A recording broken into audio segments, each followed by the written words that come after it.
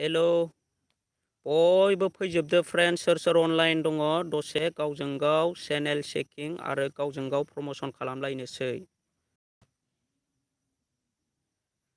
Hello friends सोर सोर दङ बयबो फैजोबदो अनलाइन सोर सोर दङ आंनि साबसक्राइबार लोगोफोर जों गावजों गाव दिनैबो प्रमसन खालामलायनोसै। लाइभ फैयैया सानथामसो जाबायमोन दिनै आं नोंथांमोननि गेजेराव लाइभ फैनो सानलायबाय लोगोफोर दा सोर सोर अनलाइन दङ बयबो फैदो लोगोफोर गावजों गाव प्रमसन खालामलायनोसै सोर सोर अनलाइन दङ आंनि लाइभआव बयबो फैजोबदो लोगोसे जाय जाय फैदों कमेन्ट खालामबानो जाबाय गाइसमोन दा गावजों गाव प्रमसन खालामलायनोसै। जोंना नै रिंखां क्रेसना फार्स्ट आंनि लाइभआव फैनायनि थाखाय थेंक इउ रिंखां क्रेसन ब्र' दा लाइभ फैनानै दिनैबो प्रमसन खालामलायनोसै गावजों गाव। रिंखां क्रेसन फोरमाय नार्जारि हाय ब्र' माबोरै दं मोजां फोरमाय नार्जारि फ्रेन्ड दा नोंहा बुं माबोरै दङ नों माबोरै दङ दा दिनैबो गावजों गाव प्रमसन खालामलायनोसै लोगोफोर दा लाइभआव सोर सोर दङ बयबो फैदो आंनि सोर सोर अनलाइन दङ आंनि लाइभआव बयबो फैजोबदो आरो लोगोसे शेयार खालामनानै हो आंनि लाइभखौ जाहाथे बयबो फैनानै गावजों गाव सापर्ट होलायनो हायो जों बर'जों बर' बयबो फैजोबदो ब्र'मोन दिनैबो गाव गाव प्रमसन खालामलायनोसै लाइभ फैयैया सानथाम सानब्रैसो जाबायमोन दा जोंना लाइभआव फैहांबाय सानसुमा बरगयारि ब्लग हेल' ब्र' नोंथांजों फैबाय अके ब्र' थेंक इउ लाइभआव फैनायनि थाखाय। रिंखां क्रेसना मा होनदों आनसाबसक्राइब अल ब्रादार ससाट ब्र' बारा साब टु साब खालामनाङा माबायाव दा लाइभआव खालामनाया जेबो नङा ओमफ्राय बारा खालामनानै लानो नाङा सानसेयाव। फोरमाय नार्जारि गेजेरावनो ब्र' आंबो बरिया फ्रेन्ड दा आकाश ब्लग माथो आनलाइक जालांजोब्बाय माथो आकाश ब्लग दा दिनैबो जा हायो जेसेबां मोनो गावजों गाव सापर्ट होलायनोसै सासेयानो जा सानैयानो जा गावजों गाव सापर्ट होलायनोसै ब्र'मोन बिनिखायनो लाइभआव आं लाइभआव फैयोबा नोंथांमोना फैबानो जाबाय। दा आनसाबसक्राइबा आंनाबो जादों लोगोफोर सोर सोर आंनि चेनेलखौ आनसाबसक्राइब खालामदों अननानै साबसक्राइब खालामफिननानै लाबानो जाबाय लोगोसे लाइभखौबो लाइक हो। जोंना एन बि गोसो बादि अफिसियेल हाइ ब्र' हेल' ब्र' हेल' लाइभ फैलायबाय लाइभ प्रमसन खालामलायनो गावजों गाव सापर्ट होलायनो थाखाय नोंसिनि गेजेराव लाइभ फैलायबाय आङो लाइभ फैया साननैसो जाबायमोन दिनै आं नोंसिनि गेजेराव मानि बयनिबो चेनेलखौ प्रमसन खालामनो फैलायबाय जयै लोगो नांनानै दा नोंथांमोना सापर्ट होलायबानो जाबाय गावजों गाव।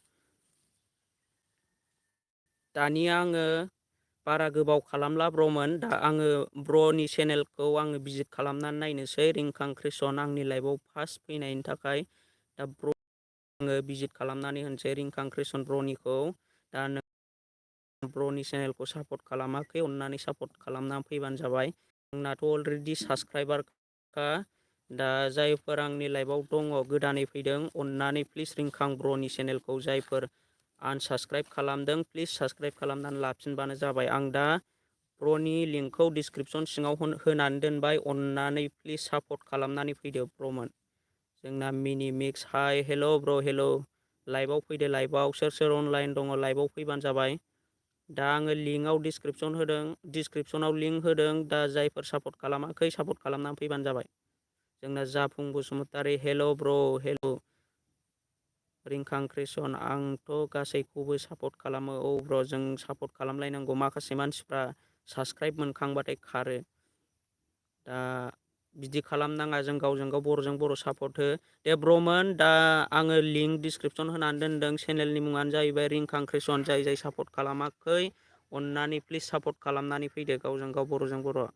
सानसुमा बरगयारि ब्लगआ मा होनदों आंना खालामखानायसो ब्र' अके बरिया ब्र' आरो सोर सोर खालामाखै खालामनानै लाबानो जाबाय दा रिंखां क्रेसन ब्र'ना दङ टटेल 399 अननानै 405 साबसक्राइब खालामनानै फै रिंखां क्रेसन ब्र'नि चेनेलखौ नै 400ल' जादों दाबो सासेल' बारायदों अननानै जायफोर सापर्ट खालामाखै सापर्ट खालामनानै फैबानो जाबाय ब्र'नि चेनेलखौ। आंथ' गासैनिखौबो खालामो आंबो खालामगासिनो आकाश ब्लगआबो जोंना सापर्ट खालामबाय रिंखां क्रिएसनखौ। जायफोर सापर्ट खालामाखै अननानै प्लिज सापर्ट खालामनानै फैदो। आं बयनिबो लिंकखौ डिसक्रिपसन सिङाव होनानै दोनगोन। दा नोंथांमोना आंनि लाइभनिफ्राय थांनो नाङा। आं साफा बयखौबो समानै साबस्क्राइब खालामनो थिनगोन लोगोफोर। दा नोंथांमोना सापर्ट खालामलायबानो जाबाय गावजों गाव। दा रिंखां क्रिएसन ब्र'निखौ आं फार्स्ट टाइम लिंक होना होबाय। जायफोर सापर्ट खालामाखै साबस्क्राइब खालामनानै फैबानो जाबाय। आं टारगेट लादों 400 पास। दा 401ल' जानानै दङ। 4 नांबावगौ। सोर सापर्ट खालामाखै सापर्ट खालामनानै फैदो। दा आंनि लाइभआव सोर सापर्ट खालामाखै सापर्ट खालामनानै फैबानो जाबाय रिंखां क्रिएसन ब्र'नि चेनेलखौ। दा डिसक्रिपसनाव लिंक होदों लोगोफोर बयबो। आरो आंनाबो साबस्क्राइबारा खमायगासिनो। जायफोर आंनि चेनेलखौ आनसाबस्क्राइब खालामदों साबस्क्राइब खालामनानै लाफिनबानो जाबाय। आं नोंसिनि गेजेराव बेबायदिनो लाइभ भिडिअ लाबोबाय थागोन। लोगोसे आं नोंसिनि चेनेलखौ बयनिखौबो प्रम'सन खालामनानै होगोन। बेनिखायनो जों इउटुबार फिसा जों बयबो ज' जानानै आंनि लाइभआव थाबानो जाबाय। सापर्ट खालामाखै सापर्ट खालामनानै फैदो रिंखां क्रिएसन ब्र'नि चेनेलखौ। आरो खालामबायबा कमेन्टआव खोन्थाहरबानो जाबाय आं सापर्ट खालामनानै फैबाय बेबायदि। दा जुलि बि ब्लग नोंबो दिल्लीसिम रौना होनायमोन नामा? आंना नेट आरो मा बुंदों जोंना माबाया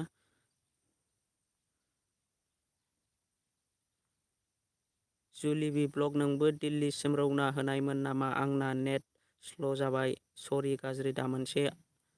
आंना मेथाबो सोलिबाय। जुलि बि ब्लग आङो थाङाखै फ्रेन्ड। दा आङो नोंसिनि गेजेराव प्रम'सन खालामलायनो थाखाय। दा जायफोर लिंकआव होनायखौ साबस्क्राइब खालामाखै साबस्क्राइब खालामनानै फैबानो जाबाय। रिंखां क्रिएसन ब्र'नि चेनेलखौ आं डिसक्रिपसनाव लिंक होनानै दोनदों। जोंना रिंखां क्रिएसना मा होनदों गोदान दं ब्रादार साब्रैसो लाइभआव।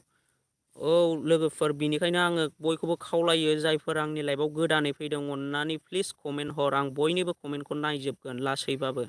दा गाज्रि मोननाङा। जायफोर लाइभआव फैदों कमेन्ट हरबानो जाबाय। लोगोसे आङो डिसक्रिपसनाव लिंक होनानै दोनदों सापर्ट होलायबानो जाबाय। दा जोंना उदांसार ब्रह्मआ मा होनदों लाबानो जाया ब्र' माथो खमायगासिनोसो गासिबो। औ ब्र' लाबा बेनो जाहैबाय जेनेबा सासेबाबो सानैबाबो सापर्ट होनाय।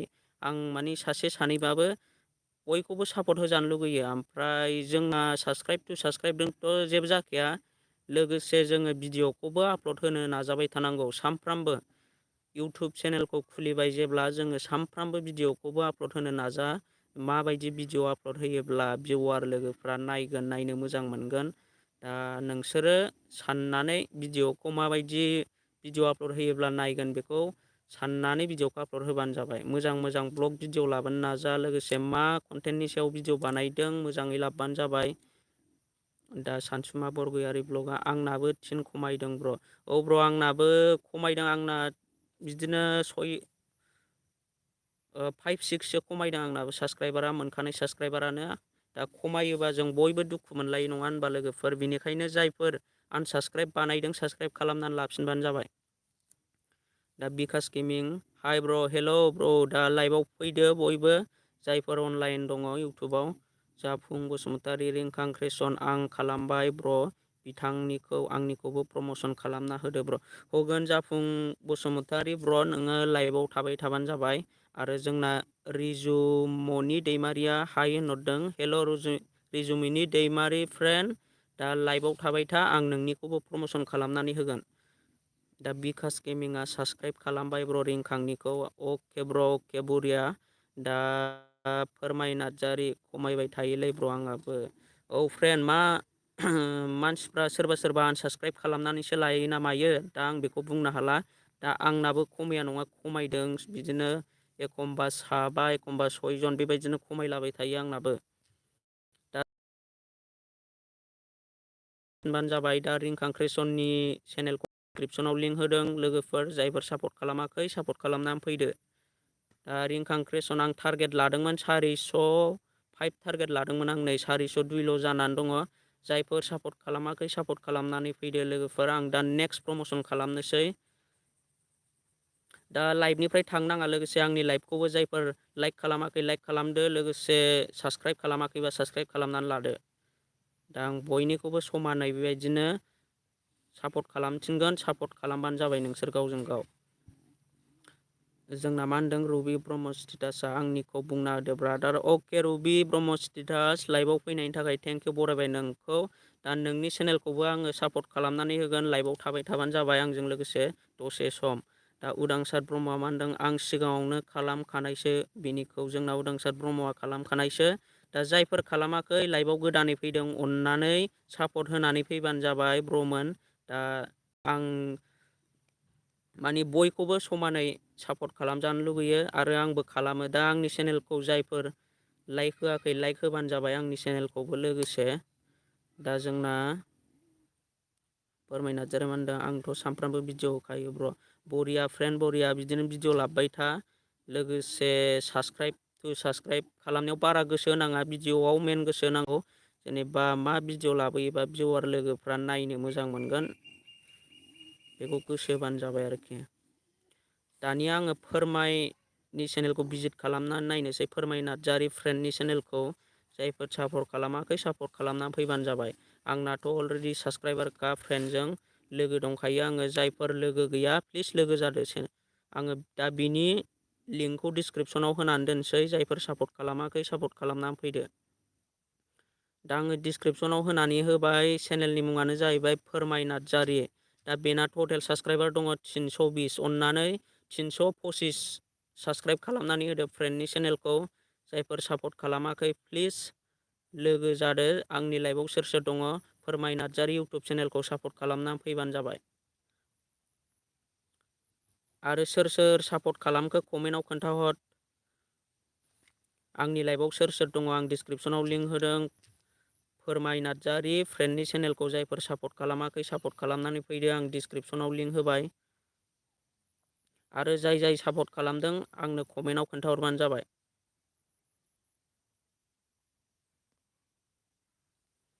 जोंना बिकास गेमिं फ्रेन्डआ खालामबाय आरो उदांसार ब्रह्मआबो खालामबाय आरो एनबि गोसोबायदि अफिसियेल थेंक इउ ब्र खालामनायनि थाखाय। बेबो खालामबाय जोंना एनबि गोसोबायदि अफिसियेलाबो। दा सोर सोर सापर्ट खालामाखै सापर्ट खालामनानै फैदो, आं डिसक्रिपसनाव लिंक होनानै दोनदों। आरो खालामबायबा आंनो कमेन्ट खालामनानै खोन्थाहरबानो जाबाय।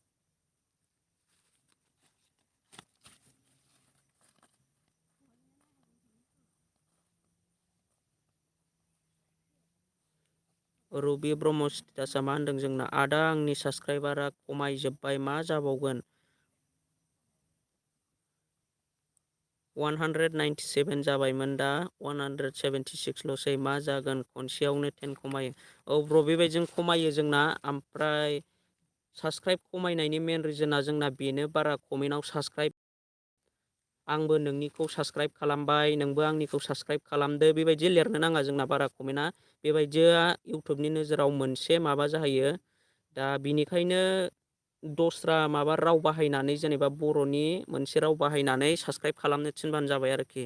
आं दा बयनिबो कमेन्टआव हरो, आं ओरैबायदिसो कमेन्ट हरो, आं नोंनि भिडिअखौ जोबजासिम नायबाय, अननानै आंनि भिडिअखौबो नायदो, लोगोसे लोगो जानानै थादो, आं बेबायदिसो कमेन्ट लिरो। दा नोंथांमोना बेबायदिनो लिरबानो जाबाय। साबसक्राइब लेंगुवेजखौ बारा कमेन्टआव लिराबानो जायो फ्रेन्डमोन। दा आरो जोङो भिडिअखौ नायनानै साबसक्राइब खालामनांगौ। भिडिअखौ नायजोबदो, नायनायनि उनाव साबसक्राइब खालामदो, लाइक खालामदो, होनबासो माने साबसक्राइबार जायो। दा जोंना बि राजा बाजा हाय हेल' फ्रेन्ड, लाइभ फैदों आङो दा चेनेल प्रमसन, बयबो खौसेयै जोङो चेनेल प्रमसन खालामनो थाखाय आङो नोंसिनि गेजेराव लाइभ फैनाय जाबाय। दा आकाश ब्लग आंबो खालामबाय फोरमायखौ, बरिया फ्रेन्ड आकाश ब्लगआबो खालामबाय जोंना। जाफुं बसुमतारी खालामबाय ब्र, ruby Brahma status okay brother thank you. जोंना दे जायफोर सापर्ट खालामाखै सापर्ट खालामनानै फैदो, आं बयनिखौबो लिंक होना होगोन। बेबायदिनो नोंथांमोना सापर्ट खालामना होग्रा जाबानो जाबाय। आरो आं नोंसिनिखौबो होगोन मोनफा मोनफा।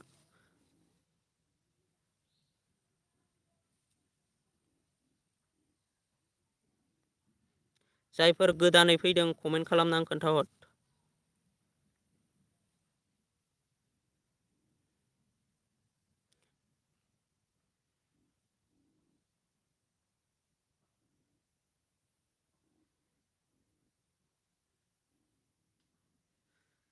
जोंना BN ब्लगा निउ साबस्क्राइबार ब्र अके ब्र थेंक इउ।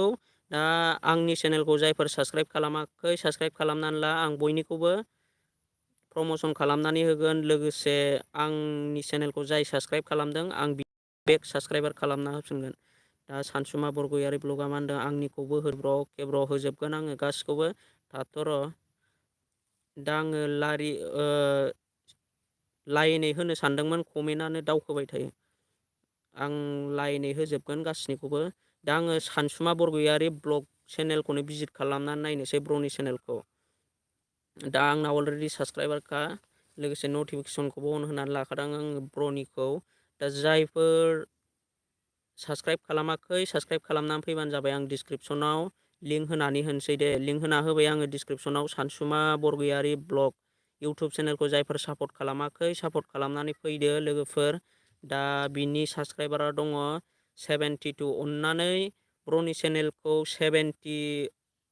80सो साबस्क्राइब खालामनानै होदो। आंनि लाइभआव सोर सोर दङ साबस्क्राइब खालामनानै होजोबदो। जायफोर साबस्क्राइब खालामाखै साबस्क्राइब खालामनानै होदो सानसुमा बरगयारि ब्लग इउटुब चेनेलखौ। लोगोसे लाइभआव गोदानै फैदोंबा कमेन्ट खालामनानै खोन्थाहरबानो जाबाय। उदांसार ब्रह्म खालामखानायसो आरो बिकास गेमिंआबो खालामखानायसो जोंना। सोर सोर खालामाखै खालामनानै फैदो। आंनि साबस्क्राइबार गोदान लोगोफोर दङब्ला साबस्क्राइब खालामनानै होदो आरो कमेन्ट लिरहरनानै खोन्थाहरदो आं सापर्ट खालामबाय बा आङो साबस्क्राइब खालामनानै फैबाय। आंनि कमेन्टआव खोन्थाहरबानो जाबाय। रिंखां क्रिसन ब्रना दंखायो। दा सोर सोर सापर्ट होआखै सापर्ट खालामनानै फैदो। आं बेबायदिनो होना होगोन जाहाथे आनसाबस्क्राइब जायोब्लाबो साबस्क्राइब खालामनानै लाफिनलायबानो जाबाय।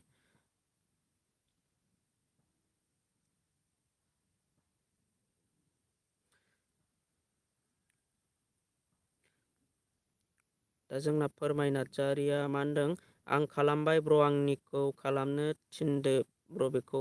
आदसा जोंना सानसुमा बरगयारि ब्लग ब्र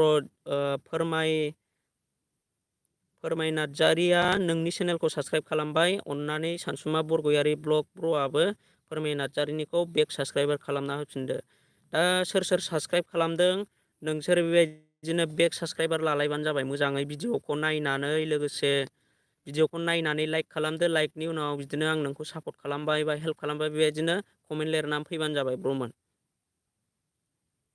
दा जोंना NB गोसोबायदि अफिसियेलाबो खालामबाय आरो सानसुमा बरगयारि ब्लगआबो खालामना होदो आरो आकाश ब्लग सानसुमानिखौ खालामखानाय जोंना खालामनानै होदो। जाफुं खालामबाय जोंना। सोर सोर खालामनांगौ दंबावो सोर सोर सापर्ट खालामाखै सापर्ट खालामनानै फैदो। दानिया आङो नेक्स्ट चेनेलनि माबाखौ डिसक्रिपसनाव होफिनसै।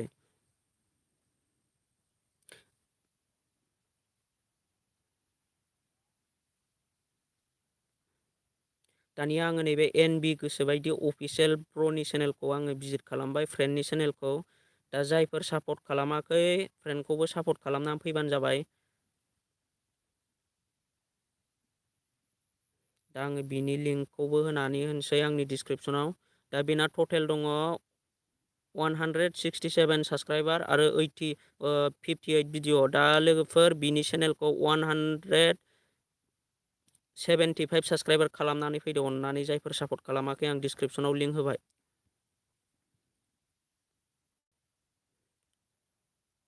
NB गोसोबायदि अफिसियेल फ्रेन्डनि चेनेलखौ जायफोर सापर्ट खालामाखै सापर्ट खालामनानै फैदो। दा टारगेट लादों आङो 175। अननानै जायफोर सापर्ट खालामाखै सापर्ट खालामनानै फैदो फ्रेन्डनि चेनेलखौ। दा डिसक्रिपसन सिङाव लिंक होनानै दोनदों नोंथांमोना सापर्ट खालामनानै फैबानो जाबाय। NB गोसोबादि अफिसियेल इउटुब चेनेलखौ जायफोर सापर्ट खालामाखै सापर्ट खालामनानै फैदो।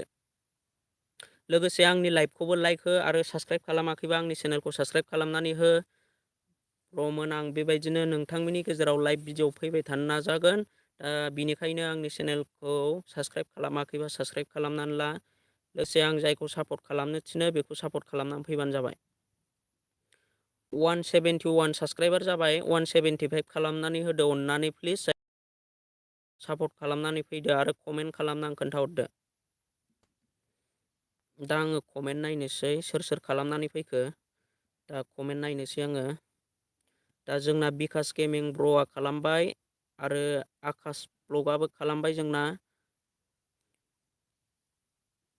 सोर सोर खालामनांगौ दंबावो, सोर सोर सापर्ट खालामाखै सापर्ट खालामनानै फैदो। डिसक्रिपसनाव लिंक होदों एनबि गोसोबादि अफिसियेल, आं डिसक्रिपसनाव लिंक होनानै दोनदों। अननानै टारगेट कमप्लिट खालामनानै होदो।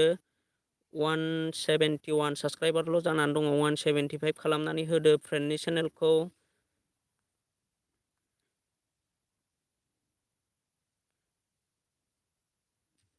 दे लोगोफोर, लाइभआव सोरबाफोर गोदानै फैदोंब्ला कमेन्ट खालामनानै खोन्थाहरबानो जाबाय।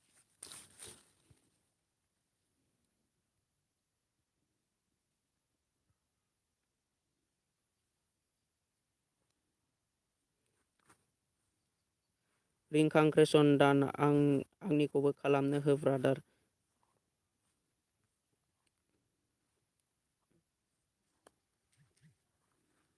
जाफुं बसुमतारी खालामबाय ब्र'। जोंना जाफुं बसुमतारी ब्र'आबो खालामना होबाय, लोगोसे रिंखां क्रेसन। दानिया रिंखां जायफोर आं बेखौनो बुंनो सानो, जेनेबा एनबि गोसोबायदि अफिसियेलखौ जाय जाय सापर्ट खालामनानै फैदोंमोन, अननानै प्लिज बे एनबि गोसोबायदि अफिसियेलाबो बे फ्रेन्डनि चेनेलखौ जाय जाय सापर्ट खालामनानै फैदोंमोन बिसिनि चेनेलखौ बेक सापर्ट खालामनानै फैफिनबानो जाबाय। फ्रेन्डआबो दा 173 जाबाय। अननानै जायफोर सापर्ट खालामाखै सापर्ट खालामनानै फैबावदो। आङो डिसक्रिपसनाव लिंक होनानै दोनदों। दानिया आङो नेक्स्ट प्रमसन खालामनोसै।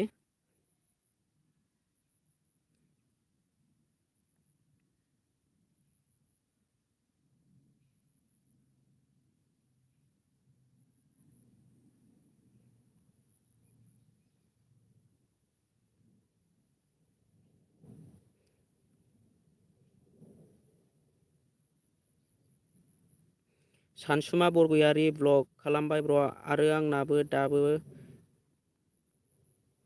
खालामबाय ब्र', आरो आंनाबो दाबो बारायाखै। आदसा, सापर्टआनो खालामलायाखै होनबा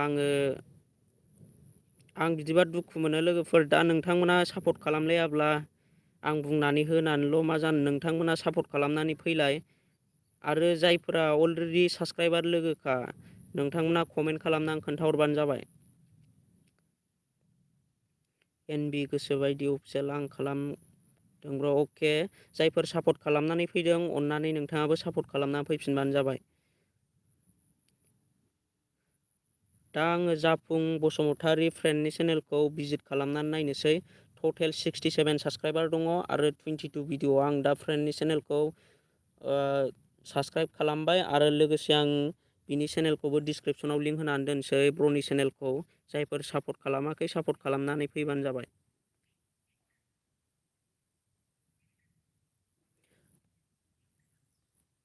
दा आङो जाफुं बसुमतारी ब्र'नि चेनेलखौ सापर्ट खालामबाय आरो डिसक्रिपसनाव लिंक होनानै दोनबाय आङो। जायफोर सापर्ट खालामाखै सापर्ट खालामनानै फैदो।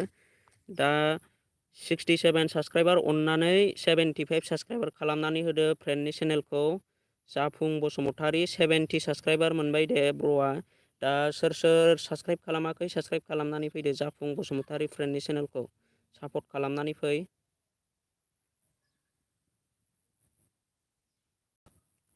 दा जाफुं बसुमतारी इउटुब चेनेलखौ जायफोर सापर्ट खालामाखै सापर्ट खालामनानै फैदो। आङो डिसक्रिपसनाव लिंक होनानै दोनबाय। अननानै जायफोर सापर्ट खालामाखै अननानै सापर्ट खालामनानै फैदो। 72 साबस्क्राइबार जाबाय ब्र'ना। 75 खालामनानै होदो। आंनि डिसक्रिपसन सिङाव लिंक होनानै दङ। जायफोर सापर्ट खालामाखै सापर्ट खालामनानै फैदो।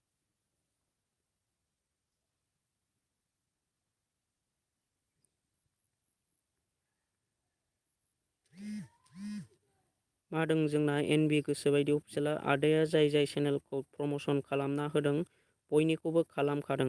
अके एनबि गोसोबायदि फ्रेन्ड, जायफोर नोंथांखौ सापर्ट खालामदों अननानै बिसिनिखौबो सापर्ट खालामनानै होफिन। बेक सापर्ट होनबासो जोंना खौसे जायो, होनबासो गावजों गाव लोगो जानानै थायो जोङो।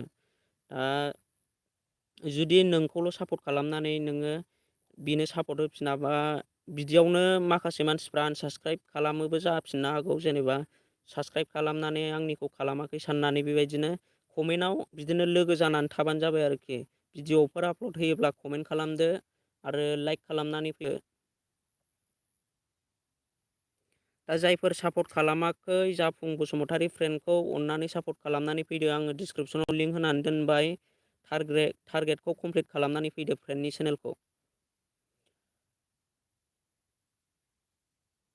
सानसुमा बरगयारि ब्लग दानिया सोर सोर सापर्ट खालामाखै सापर्ट खालामनानै फैबानो जाबाय दे।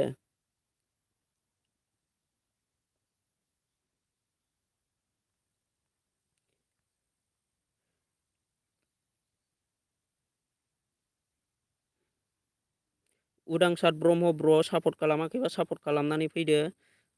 नोंथाङा सोरनिखौ खालामखानायसो होननानै खोन्थादों अननानै कमेन्ट खालामनानै खोन्थाहरफिन। दा आङो बयनिबो चेनेलखौ बिदिनो लारि लिंक होना होगोन। लोगोसे नोंसोरो प्रम'सन जेनेबा नोंसोरो सापर्ट खालामलायबानो जाबाय आरोखि।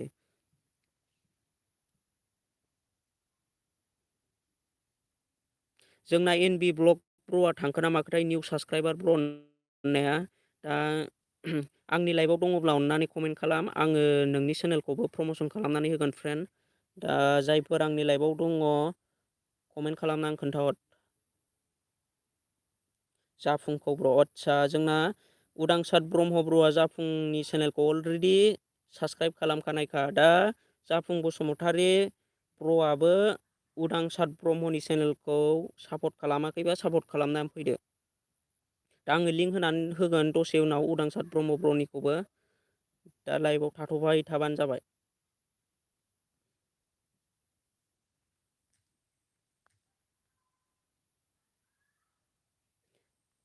दानिया आङो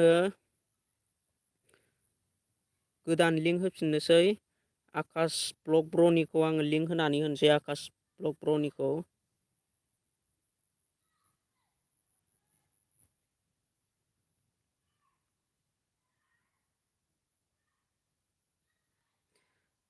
दा आङो आकाश ब्लग ब्र'निखौ लिंक होना होबाय डिसक्रिपसनाव। जायफोर सापर्ट खालामाखै सापर्ट खालामनानै फैदो। RKR बायदा ब्लग RKR बायदा ब्लग थेंक इउ ब्र' लाइभआव फैनायनि थाखाय नोंथांखौ बरायबाय आंनि लाइभनिफ्राय। दा आङो बयनिबो चेनेलखौ सापर्ट खालामदों। नोंथांनि चेनेलखौबो सापर्ट खालामनांगौबा कमेन्ट खालामनानै खोन्थाहरबानो जाबाय। दा आङो बयनिखौबो सापर्ट खालामगोन। दा नोंसोरो आंनि लाइभआव थाबाय थाबानो जाबाय। लोगोसे आंनि चेनेलखौ जायफोर सापर्ट खालामाखै सापर्ट खालामदो। दैहुं नार्जारि आंनिखौबो साबसक्राइब खालामनो होदोलाय। दैहुं नार्जारि ब्र' नोंनिखौबो होगोन। नोंथाङा लाइभआव दसे थाथ'बानो जाबाय। दा आङो होगोन गासैनिखौबो मोनफा मोनफा। आरो आं जायखौ सापर्ट खालामथिनो अननानै बिसोरखौ सापर्ट खालामनानै फैबानो जाबाय। आङो दा डिसक्रिपसनाव लिंक होनानै दोनदों आकाश ब्लग ब्र'नि चेनेलखौ। अननानै बेना टटेल 50 साबसक्राइबार दङ। अननानै 60 साबसक्राइबार खालामना होदो। आंनि लाइभआव जेसेबांनाखि साबसक्राइब खालामालासिनो दङ अननानै साबसक्राइब खालामनानै फैदो। ब्र'नि चेनेलखौ 52 साबसक्राइबार जाबाय। अननानै जायफोर साबसक्राइब खालामाखै साबसक्राइब खालामनानै फैदो। दा सापर्ट होलायबानो जाबाय। जों बेबायदिनो बर'जों बर'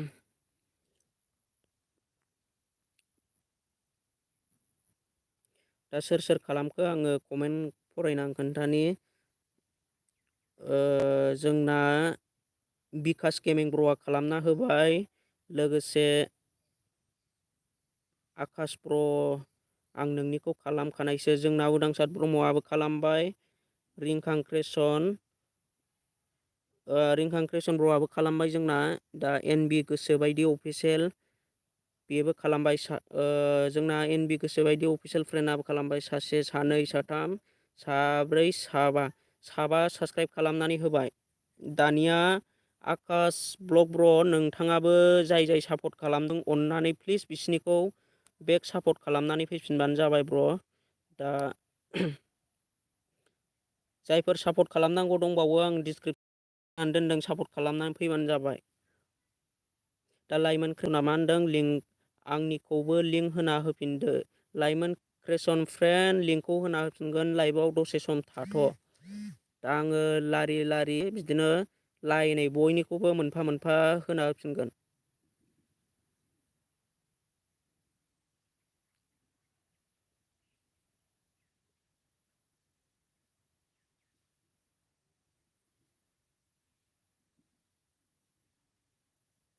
दा जायफोर सापर्ट खालामाखै सापर्ट खालामनानै फैदो। आंनि लाइभआव सोर सोर दङ कमेन्ट खालामनानै खोन्थाहर।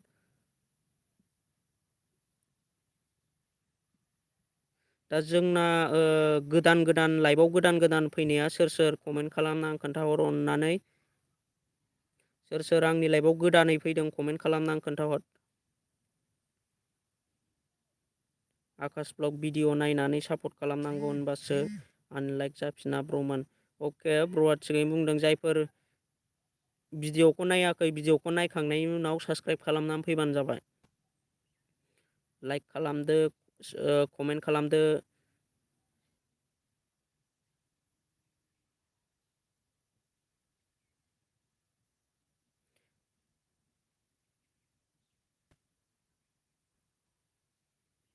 सोर सोर आंनि लाइभआव गोदानै फैदों कमेन्ट खालाम। दैहुं नार्जारि आं दासो फैदों। अके दैहुं नार्जारि फ्रेन्ड। दा सोर सोर गोदान दंबावो खोन्थाहर। दा आङो नैबे रबि जोंना नैबे दंना गैलाथाय लाइभआव दङब्ला कमेन्ट खालामनानै खोन्थाहरबानो जाबाय ब्रादारा। जोंना रबि ब्रह्म स्टेटासआ आंनि लाइभआव दंना गैया कमेन्ट खालामनानै खोन्थाहर। रबि ब्रह्म स्टेटास। मन्जुलि ब्रह्म आंबो गोदान। अके मन्जुलि फ्रेन्ड लाइभआव फैनायनि थाखाय थेंक इउ। दा मन्जुलि ब्रह्म फ्रेन्डनि चेनेलखौबो आङो सापर्ट खालामनो थिनगोन। लाइभआव दसे सम थाबानो जाबाय। दा लाइभआव सोर सोर फैदों मेसेज खालामनानै खोन्थाहर। कमेन्ट खालामाबा आङो मिन्थिया सोर सोर फैदों फैयाखै। दा आङो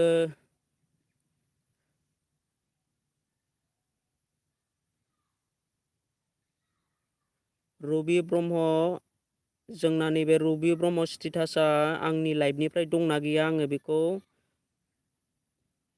सोंबाय। दा गैयाब्ला आङो दस्रानिखौ लिंक होनानै होनोसै। ब्र'आ जुदि दङब्ला कमेन्ट खालामनानै खोन्थाहर आरो गैयाब्ला आङो दस्रानिखौ होनोसै। आरो जोंना नैबे बिएन ब्लगआबो निउ साबसक्राइबार होननानै थांखोना माखो कमेन्टखौनो खालामफिनाखिसै ब्र'आबो। दा आं जाय थांदों बिथांमोननि कमेन्टखौ होनो हानाय नङा। गाज्रि मोननाङा। लाइभआव थाबाय थाबासो आङो होगोन। दा रिंखां कृष्णआ मा होनदों ब्रादार आंनिखौ खेबसे होफिनलाय। दा खारलायगोनसो गोदानफ्रा। अके गोदानफोर आंनि लाइभआव जाय गोदान फैदों माने खारनो नाङा। जों समानै बिदिनो सापर्ट खालामलायनांगौ। साबस्क्राइब मोनखांबाथाय खारलायनाङा। दा गबिन्द बर' हेल' ब्र' गोदानसो। अके गबिन्द बर' फ्रेन्ड दा लाइभआव फैनायनि थाखाय थेंक इउ। दा आं नोंनिखौबो लिंक होना होगोन। लाइभआव दसे सम थाथ'। दा जोंना आकाश ब्लगना 3ल' बारायदोंनो। जायफोर सापर्ट खालामाखै सापर्ट खालामनानै फैदो। आं डिसक्रिपसनाव लिंक होनानै दोनखादों।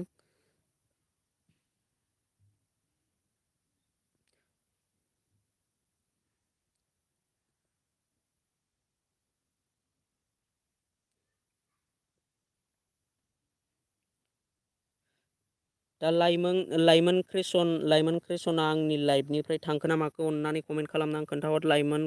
लाइमोन क्रेसन फ्रेन्डआ आंनि लाइभनिफ्राय थांखो ना माखो कमेन्ट खालामनानै खोन्थाहर। जुदि थाङाखै आङो डिसक्रिपसनाव लिंक होनानै दोनसै।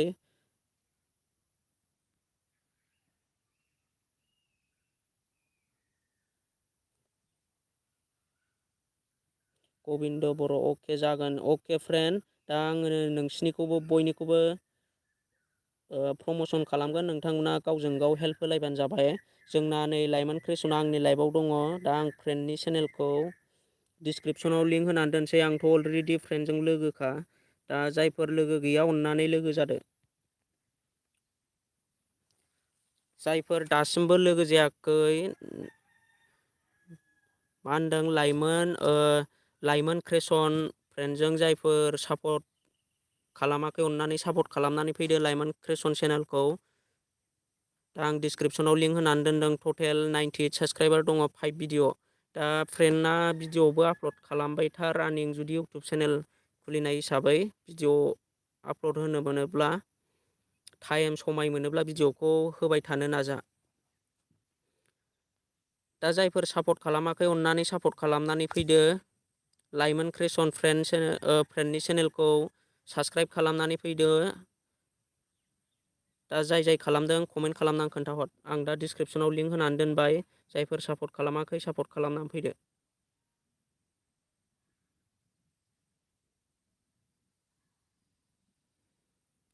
जोंना उदांसार ब्रह्मआ आंनिखौ दाबो होथाराखै। होगोन उदांसार ब्रह्म। ब्र दा लाइभआव थाथ' दसे। दा सापर्ट खालामाब्ला नोंसोर सापर्ट खालामलायाब्ला लिंक होनानैल' जायाना, ओंखायनो आङो सापर्ट खालामजानो लुगैयो। बयनिखौबो सासेयानो जा सानैयानो जा अननानै सापर्ट खालामनानै फै।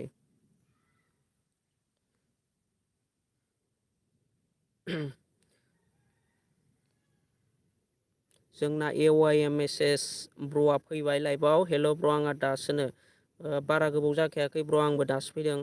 दा NB गोसोबायदि आं खालामबाय लाइमोन फ्रेन्ड आंनिखौबो खालामदो। अके जोंना लाइमोन क्रिएशन फ्रेन्डआ NB गोसोबायदि अफिसियेलनिखौ बेक साबस्क्राइबार खालामना होफिनदो साबस्क्राइब खालामाखैबा। लाइमोन क्रिएशन थाब लाबोन एबारनिफ्राय भिडिअखौ। अके लाइमोन क्रिएशन फ्रेन्ड ब्र' आंखौ लाइक खोन्थाना होदो। अके ब्र' लाइभआव थाथ'। दा जोंना दैहुं नार्जारि फ्रेन्डआबो खालामना होबाय ब्र'आबो। आरो जाफुं बसुमतारियाबो खालामबाय। गबिन्द बर' खालामबाय फ्रेन्ड आंबो। अके गबिन्द फ्रेन्डआबो जोंना खालामनानै होबाय। दा जायफोर खालामनानै होदों आं डिसक्रिपसनाव लिंक होनानै दोनदों।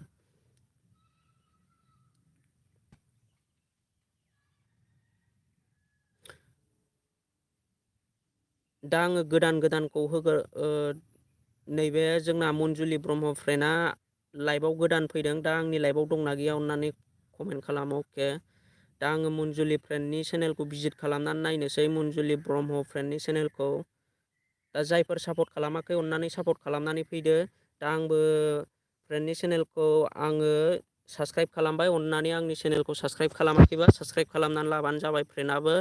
दा आङो बिनि लिंकखौ डिसक्रिपसनाव होनानै दोनसै। जायफोर सापर्ट खालामाखै अननानै सापर्ट खालामनानै फैदो। टटेल 413 साबस्क्राइबार आरो 127 भिडिअ'।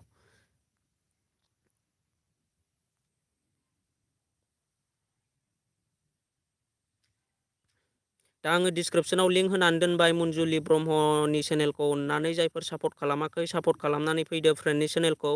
टटेल 413 साबस्क्राइबार दङ। अननानै 420 साबस्क्राइबार खालामनानै होदो फ्रेन्डनि चेनेलखौ जायफोर सापर्ट खालामाखै। जायफोर आंनि लाइभआव गोदानै फैदों अननानै सापर्ट खालामदो आरो कमेन्ट खालामनानै खोन्थाहरबानो जाबाय। 415 साबस्क्राइबार जाबाय जोंना।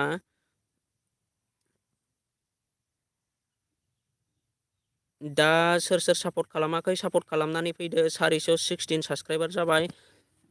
दा आंनि लाइभआव सोर सापर्ट खालामाखै सापर्ट खालामनानै फैजोबबानो जाबाय। टारगेट कमप्लिट जाथारसै जोंनिया। 417 साबस्क्राइबार अननानै 420 साबस्क्राइबार खालामनानै होदो फ्रेन्डनि चेनेलखौ। मन्जुलि आं खालामबाय आरो BN ब्लग रिंखां क्रिएशन आं सोलि ब्रादार। आदसा ब्र मोननै मोनथाम जिमेलजों मेसेज खालामोना हमनो हाया ओंखायनो। दा सापर्ट खालामाखैबा सापर्ट खालामनानै फैदो मन्जुलि ब्रह्म। BN ब्लगआ जोंना होनबा माबायानो रिंखां क्रिएशन ब्र'आनो। आं बेखौ सोरसो सानबाय थादों। दा जायफोर सापर्ट खालामाखै सापर्ट खालामनानै फैदो अननानै। आरो लोगोसे आंनि बे लाइभखौ शेयार खालामनानै हो इउटुब क्रिएटर फिसाफोरनो। जाहाथे जों बयबो खौसे जानानै बिदिनो जोङो साबस्क्राइबार साब टु साब बिदिनो साबस्क्राइब खालामनानै जोंनि 1000 साबस्क्राइबार जोङो बे माबाखौ कमप्लिट खालामनो हायो। बयबो इउटुब क्रिएटर फिसाफ्रा जाहाथे गावजों गाव सापर्ट होलायनानै।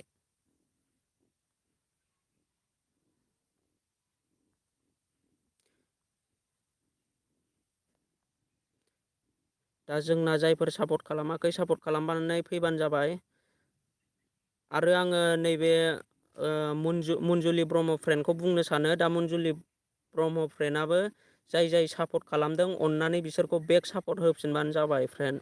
दा गावजों गाव जोङो सापर्ट होलायनांगौ बेबायदिनो। दा जायफोर खालामदों नोंथाङाबो बिसोरखौ साफा साफा खालामफिनजोब्बानो जाबाय।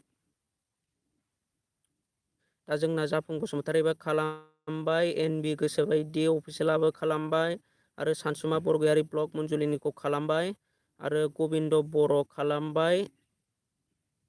दा आङो गबिन्द बर'निखौ होनानै होनोसै फ्रेन्डनि चेनेलखौ। दा गबिन्द बर'ना दङ टटेल 173 साबस्क्राइबार जानानै दङ। लोगोसे आं दा बिनि लिंकखौ डिसक्रिपसन सिङाव होनानै दोनसै, नोंथांमोना सापर्ट खालामनानै फैबानो जाबाय।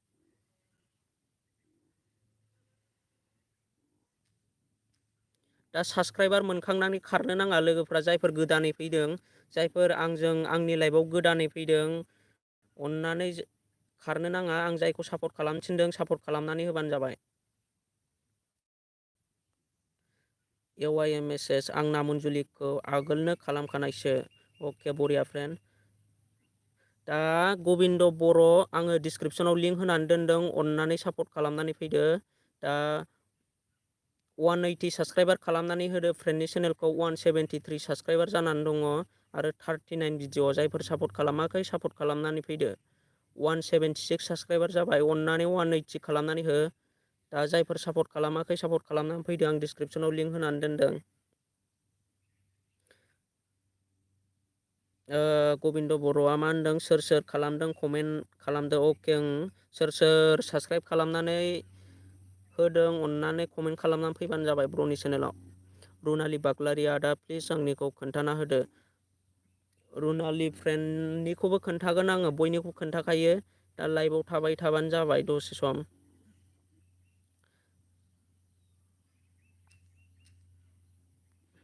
दा आङो डिसक्रिपसनाव लिंक होनायखौ जायफोर सापर्ट खालामाखै सापर्ट खालामनानै फैदो। दा उदांसार ब्रह्मआ गबिन्द बर' आं खालामबाय ब्र'। अके बरिया फ्रेन्ड। दा मनु महिलारि टिभि आंनिखौबो खोन्थाना होदो ब्र'। अके फ्रेन्ड, दा आं बयनिखौबो खोन्थानानै होगोन। लाइभआव दसे सम थाथ', आरो लोगोसे आंनि चेनेलखौ जायफोर साबस्क्राइब खालामाखै अन्नानै साबस्क्राइब खालामनानै ला। आङो नोंसिनिखौ खोन्थायो, लोगोसे आंनि साबस्क्राइबारासो डाउन जालांबाय थादों। अन्नानै आंनि खोन्थानायजों लोगोसे, नोंसिनि चेनेलखौ खोन्थानायजों लोगोसे नोंथांमोनाबो आंखौ सापर्ट होलांबाय था।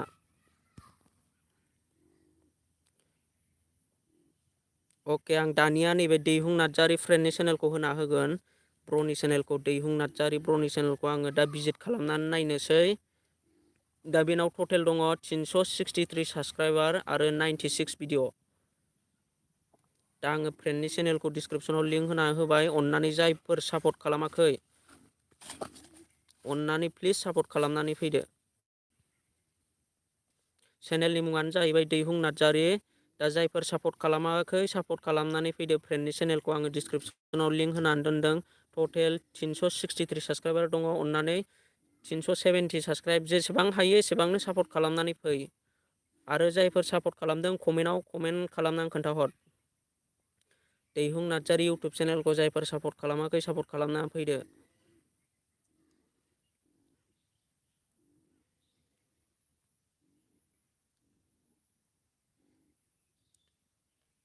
मा होनदों जोंना रिंखां कृष्ण ब्र'आ, ब्रादार नों इदि खालामदो, साबस्क्राइब खालामाबानो लाइभआव SMS खालामजायो। सापर्ट होलायनांगौ ब्र'मोन। दा जोङो गावजों गाव सापर्ट लालायनाया गोनांथार। दा खालामाखै सापर्ट खालामनानै होलायबानो जाबाय गावजों गाव। दा जाफुं बसुमतारि खालामबाय, गबिन्द बर' खालामबाय, आरो सानसुमा बरगयारि खालामखानायसो जोंना। सानसुमा बरगयारि फ्रेन्डआ, लोगोसे दैहुं नार्जारि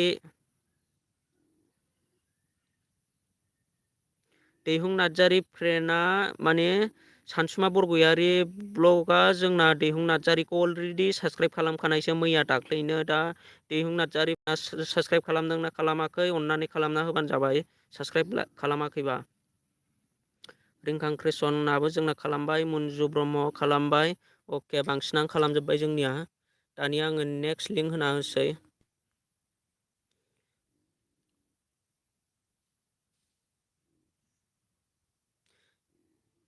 दा आङो नैबे AYMSS ब्र'नि चेनेलखौ भिजिट खालामनोसै। जोंनाव जोंना AYMSS ब्र'आ लाइभआव दंना गैया मेसेज खालामनानै खोन्थाहर।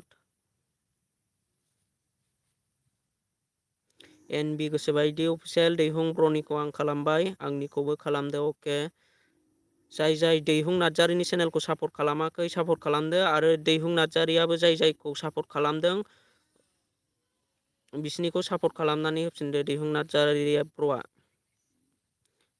दा AYMSS ब्र'नि चेनेलखौ आङो भिजिट खालामनानै नायनोसै। दा टटेल 83 साबस्क्राइबार जानानै दङ ब्र'नि चेनेलाबो। ब्र'नाबो साबस्क्राइबारा बुरजा जाबायमोनदां आंनि नुनायाव, दा बेनाबो आनसाबस्क्राइब जाफिनजोबदों। दा जायफोरा आनसाबस्क्राइब लादों अननानै साबस्क्राइब खालामनानै लाफिनदो। दैहुं नार्जारिया मा होनदों जोंना 3ल' बारायदों ब्र'नो। आदसा ब्र' 3ल' बारायनाया मानि अलरेडि साबस्क्राइबार दंखायो खोमा बैसोर माखासे मानसिफ्रा, ओंखायनो साबस्क्राइबारा बारायाखै। दा गोदानफ्रा आंनि लाइभआव 3ल' दङ जानांगौ, बिनिखायनो 3ल' बारायदों। मा होनदों जोंना गबिन्द बर', आंनिखौ अननानै 200 खालामना होनो थिनदो ब्रादा अननानै। 200 खालामनानै होनो थिननो होनबानो जाया ब्र', माने लाइभआव गोदान मानसि फैनांगोन, गोदान जयेन जानांगोन, होनबासो साबस्क्राइबखौ मोनगोन जोङो। बे फुराना साबस्क्राइबफोरखौ बिनिखायनो आंनि लाइभखौ जायफोर शेयार खालामाखै अननानै शेयार खालामनानै हो, जाहाथे जोंनि इउटुब क्रिएटर फिसाफ्रा लाइभआव जमा जायो। आरो जोंना जेसेबांनो लाइभआव मानसिफोर गोदान जयेन जागोन, जेसेबांनो गोदान फैगोन, होनबानो जोंनाबो नोंनि आंनि चेनेलजों बयनिबो चेनेला बिदिनो साबस्क्राइबारखौ मोनगोन जोङो, बयनिबो चेनेल साबस्क्राइबार बारायगोन। दा बिनिखायनो आङो नोंसिनि गेजेराव सानफ्रामबो लाइभ फैनो सानो, दा नोंथांमोना सापर्ट होबानो जाबाय। सानसेयाव सासे सानै मोनब्लाबो जोंना बेनो जथेस्थ', बारा साबस्क्राइबार लायोब्ला आनसाबस्क्राइबसो जाफिनो। दा जायफोर सापर्ट खालामाखै सापर्ट खालामनानै फैदो, आङो डिसक्रिपसनाव लिंक होनानै दोनदों AYMSS ब्र'नि चेनेलखौ। दाबो सासेल' बारायदों, अननानै 90 साबस्क्राइबार खालामनानै हो। आरो सोर अलरेडि साबस्क्राइबारखा कमेन्ट खालामनानै खोन्थाहर। आनसाबस्क्राइब दा खालाम बर'जों बर' लोगोफोराव। अके, आं गबिन्द बर', आं बेखौनो सिगांनिफ्राय बुंबाय थाखायो, रावबो साबस्क्राइब खालामबाथाय आनसाबस्क्राइब खालामनानै लाफिननाङा। जोंना सोर खालामखो? गबिन्द बर'आ खालामबाय सासे, मन्जु ब्रह्मआबो खालामबाय सानै, लाइमोन क्रेसनाबो खालामबाय 3, रिंखां क्रेसन खालामबाय, अलरेडि दंखायो रिंखां क्रेसना, दा 4 खालामबाय। NB गोसोबायदि अफिसियेल आं खालामबाय 5, गबिन्द बर' अलरेडि साबस्क्राइबारखा आंनानो, आं आनसाबस्क्राइब खालामाखै। BBC ब्लगआ आंनि लाइभआव गोदानै फैदों, दा बिथांखौ आंनि लाइभआव फैनायनि थाखाय थेंक इउ। आं दा फ्रेन्डनि चेनेलखौबो आङो डिसक्रिपसनाव लिंक होनानै दोनगोन, दसे सम थाबाय थाथ' आंजों लोगोसे लाइभआव, जों बयबो गावजों गाव सापर्ट होलायगोन। भिडिअखौबो नायनांगौ लोगोफोर। अके, जोङो साबस्क्राइबल' खालामनाङा, भिडिअखौ नायनायजों लोगोसे लाइक खालामदो, कमेन्ट खालामनानै फैदो, मोनसे मोजां कमेन्ट खालामनानै गारबोनांगौ। भिडिअखौ नायखांनायनि उनाव उदांसार ब्रह्म, आं सिगाङावनो खालामखानायसो बिनिखौ, जोंना उदांसार ब्रह्मआ अलरेडि खानायसो। दा जाय साबस्क्राइब खालामनानै बेक साबस्क्राइब खालामना होफिनबानो जाबाय AYMSS ब्र'आ।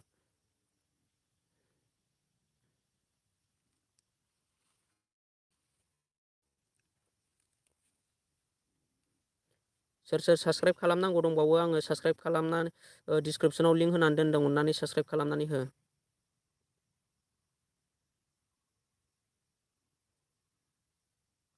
दानिया आङो उदांसार ब्रह्म ब्र'नि चेनेलखौ भिजिट खालामनानै नायनोसै।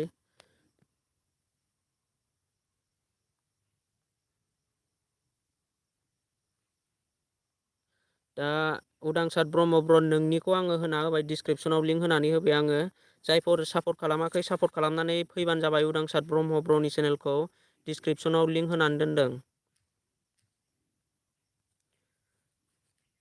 37 साबस्क्राइबारल' जानानै दङ, 26 भिडिअ। उदांसार ब्रह्म चेनेलखौ जायफोर सापर्ट खालामाखै सापर्ट खालामनानै फैदो।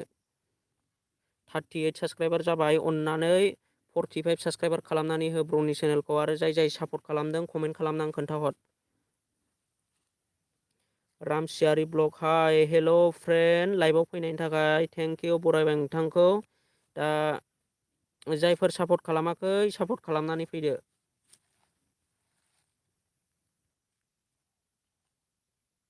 उदां सातनिखौ खालामखानायसो जोंना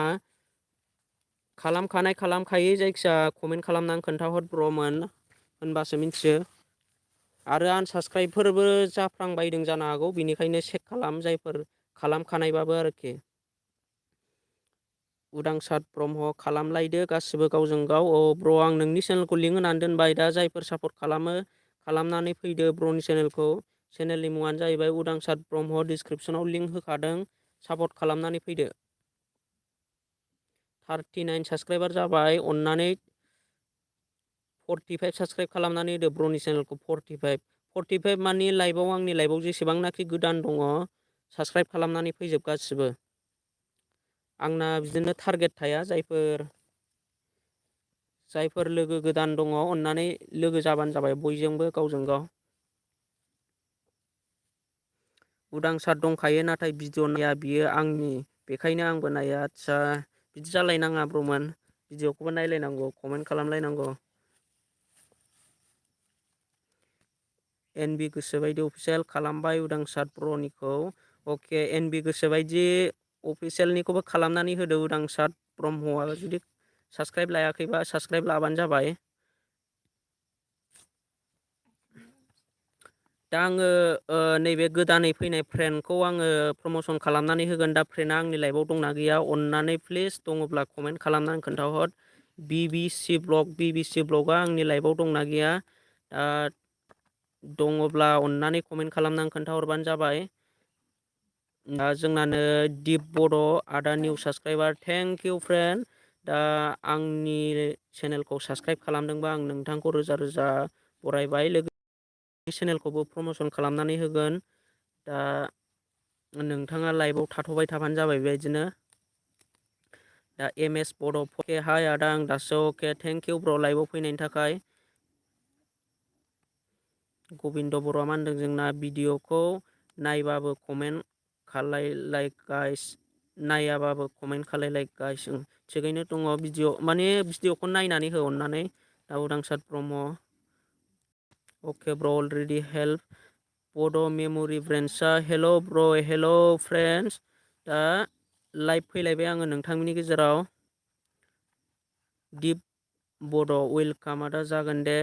दा सोर सोर सापर्ट खालामाखै सापर्ट खालामनानै फैदो। आङो डिसक्रिपसनाव लिंक होनानै दोनदों उदांसार ब्रह्मनि चेनेलखौ। जायफोर सापर्ट खालामाखै सापर्ट खालामनानै फैदो। दाबो टटेल 39 साबसक्राइबारल' जानानै दङ अननानै 45 साबसक्राइब खालामनानै हो ब्र'नि चेनेलखौ।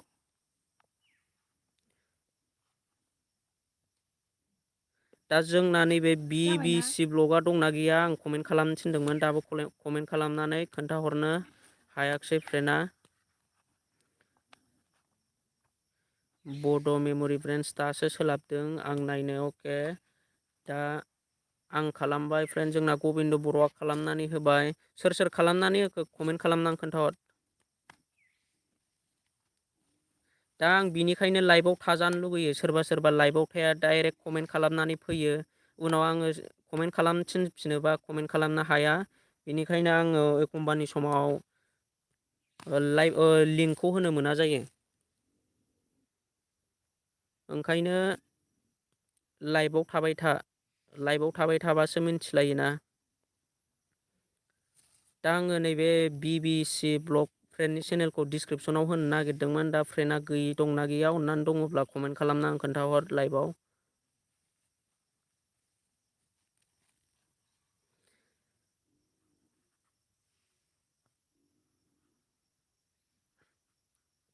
दा जोंना रामसियारि ब्लगआ हाय होनहरदोंमोन। दा आंनि लाइभनिफ्राय थांखो ना माखो फ्रेन्डआ। अके जोंना दिप बड'आ खालामना फैबाय आरो लोगोसे जाफुं आरबि बड' स्टेटास हाय हेल' फ्रेन्ड। आरबि बड' स्टेटास आंहा दासो नायनो मोनदों। थेंक इउ ब्र' लाइभआव फैनायनि थाखाय। जायफोर आंनि लाइभआव गोदानै फैदों कमेन्ट खालाम।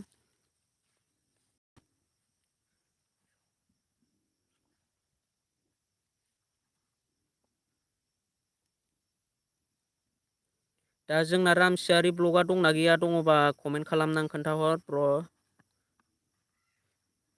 आरो जोंना MS बड' 4K आबो दंना गैया, कमेन्ट खालामनानै खोन्थाहर।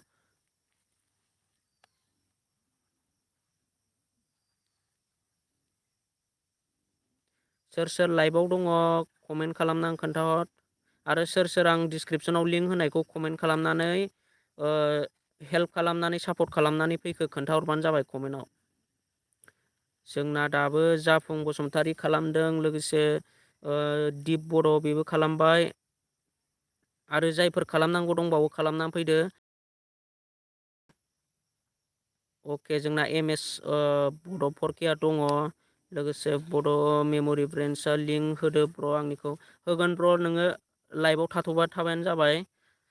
NB गोसोबायदि अफिसियेल माने जोंना ओरैबायदि खालामो, सोरबा सोरबा लाइभआव दसे फैनोसै ओमफ्राय आंनिखौबो लिंक होदो होनसै, ओमफ्राय आंहा बेयावनो होनोसै लिंकखौ, उनाव जेला मोनखाङो अब्ला आंनि लाइभनिफ्राय थांनोसै। बेबायदि जानो नाङा, लाइभआवबो दसे थाथ', होनबासो जोङो गोदान लोगोफोरखौ लोगो मोनगोन आरो गोदान लोगोफोरजों जोङो कानेक्ट थालायगोन होनबासो। नङाबा डाइरेक्ट साबसक्राइब मोननाय लोगो लोगो सोरबा खारोबा जोङो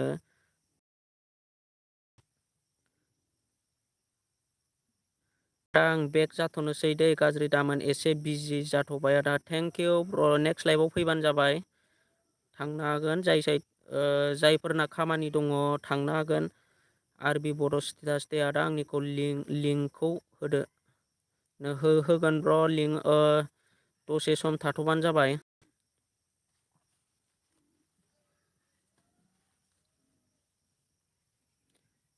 दा आङो MS बड' 4K निखौ चेनेलखौ भिजिट खालामनानै नायनोसै, MS बड' 4K। दा आङो बिनि चेनेलखौ, आंना अलरेडि साबसक्राइबार कार्ड, दा आं बिनि चेनेलखौ डिसक्रिपसनाव लिंक होनानै दोनसै। जायफोर सापर्ट खालामाखै, सापर्ट खालामनानै फैबानो जाबाय। दिप बड'आ मा ओंख्रि जायामोन आदानो? जोंना ओंख्रिया दालिसोमोन ब्र', दालि ना बाथोन। जायफोर सापर्ट खालामाखै, सापर्ट खालामनानै फैदो, आं डिसक्रिपसनाव लिंक होनानै दोनबाय। चेनेलनि मुङानो जाहैबाय MS बड' 4K, MS बड' 4K। RB बड' स्टेटास दे आदा, आं लाइभआव थाबाय थागोन। अके, RB बड' स्टेटास लाइभआव थाबाय था, आं उनावबाबो होखागोन। दा आङो बयनिखौबो लाइनै होगोन। जायफोर फार्स्ट फैग्रोदों आं बिसिनिखौ होग्रोगोन। दा जायफोर गोदानै फैदों अननानै थाब होजानो दा लुगै, माने लाइभआव थाथ', उनावबाबो होगोन। माने फार्स्टआव फैग्रोनाया गाज्रि मोनो, नङाबा जायफोर दङ आं बिसिनिखौ सिगांग्रो होनो, बिदिनो समानै होगोन आरोखि आङो। दा सोर सोर खालामखो जोंना MS बड' 4K आं सिगाङावनो खालामखानायसो। उदांसार ब्रह्मआ अलरेडि लोगोखा। दा मन्जु ब्रह्म खालामबाय, गबिन्द बर'आबो खालामबाय। जायफोर सापर्ट खालामाखै, सापर्ट खालामनानै फैदो। MS बड' 4K सापर्ट होनानै फैदो। 3 साबसक्राइबार जाबाय, अननानै 75 खालामनानै हो, 375।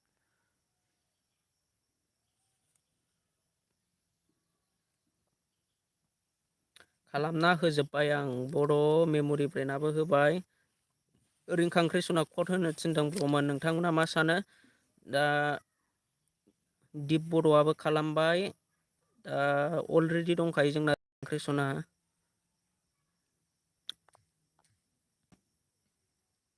सोरबाफोर खालामनांगौ दंबावोब्ला खालामनानै फैबानो जाबाय, आं डिसक्रिपसनाव लिंक होनानै दोनदों। गावजों गाव सापर्ट होलाय।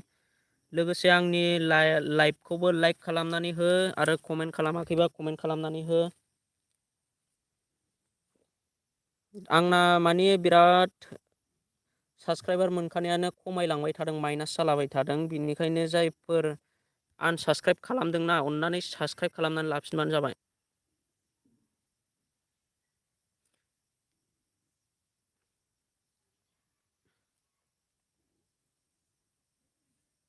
गबिन्द बर' मा होनदों? दिनै आं फार्स्ट थुवा दे कडखौ। आदसा गबिन्द बर', आं मोनसे एकाउन्टजों फैनि दे आदा। अके जागोन ब्र'। जिमेला मोननै मोनथाम दङबा साबसक्राइब खालामनानै होलाबाय, भिडिअ नायाब्लाबो, जाहाथे साबसक्राइबारा बारा जानानै थायो। AYMSS आं आगोलावनो। अके बर' आदा, आंनिखौ दसे थाना होदो। अके जागोन। दा आङो नैबे आरबि बड' स्टेटासनिखौ होनानै होनोसै। दा जायफोर सापर्ट खालामाखै सापर्ट खालामनानै फैबानो जाबाय। टटेल 22 साबसक्राइबार 17 भिडिअ। दा आङो बिनि चेनेलखौ साबसक्राइब खालामनानै लाबाय, ब्र'नि चेनेलखौ। जायफोर सापर्ट खालामाखै सापर्ट खालामनानै फैबानो जाबाय, आं दा डिसक्रिपसनाव होनोसै।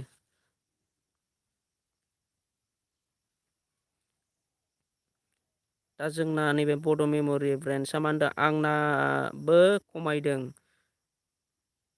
409 मोन दा। आदसा नोंना बारायदोंसो होनबालाय, 409 मोनबा दा 412 जाबाय। बारायदोंसो ब्र' नोंना, मोजांनि बाथ्रासो, नोंना खमायाखै। दा जायफोर सापर्ट खालामाखै सापर्ट खालामनानै फैदो, आं डिसक्रिपसनाव लिंक होनानै दोनदों आरबि बड' स्टेटास फ्रेन्डनि चेनेलखौ। दा जायफोर सापर्ट खालामबाय कमेन्टआव खोन्थाहरबानो जाबाय। टटेल 25 साबसक्राइबार मोननो हाबाय। अननानै 30 साबसक्राइबार खालामनानै होदो। जेसेबांनाखि लाइभआव दङ साबसक्राइब खालामनानै फैजोब। दा सोर सोर सापर्ट खालामखो कमेन्ट खालामहर।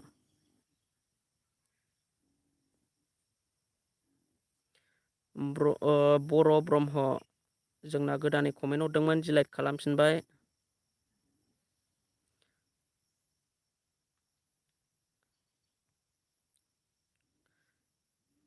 जोंना मा होनदों, नैबे मन' महिलारि, जोंना नैबे मन' महिलारि टिभिया आंनिखौ नुवाखै नामा ब्र'नो? नुदों ब्र', नुदों, नुजोबो गासिनिखौबो। बर' ब्रह्म, आं दासो गबिन्द ब्रह्म। कमेन्ट खालामहरबाय था सम सम, नङाबा बावलायलाङो। आरो जायखौ आं सापर्ट खालामनो थिनदों सापर्ट खालामनानै फैदो। आं सापर्ट खालामबाय होननानै कमेन्ट लिरहरनानै फैदो, नङाबा बावो आङो। लाइभआव थाबाय थाबाबो बिदिनो सोर सोर दङ गैया मिथिया।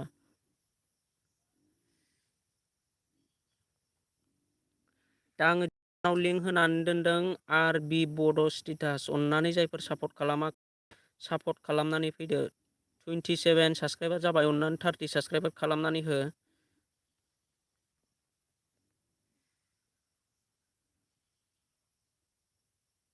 दानिया आङो नैबे मा होनो, जोंना नैबे दिप बड' ब्र'निखौ आङो प्रमसन खालामनानै होनोसै। दा दिप बड'ना अलरेडि 1K साबसक्राइबार कमप्लिटखा, होनबाबो आं चेनेलखौ साबसक्राइब खालामबाय। दा ब्र'आबो साबसक्राइब खालामाखैबा साबसक्राइब खालामनानै लादो। लोगोसे आं डिसक्रिपसनाव लिंक होनानै होसै ब्र'नि चेनेलखौ। दा ब्र'आ मोजां मोजां स्टेटास भिडिअ लाबोयो जानांगौ। दा जायफोर लोगो गैया अननानै ब्र'नि चेनेलखौ खालामनानै होदो, सापर्ट खालामनानै होदो ब्र'नि चेनेलखौ। दा आं डिसक्रिपसनाव लिंक होना होबाय।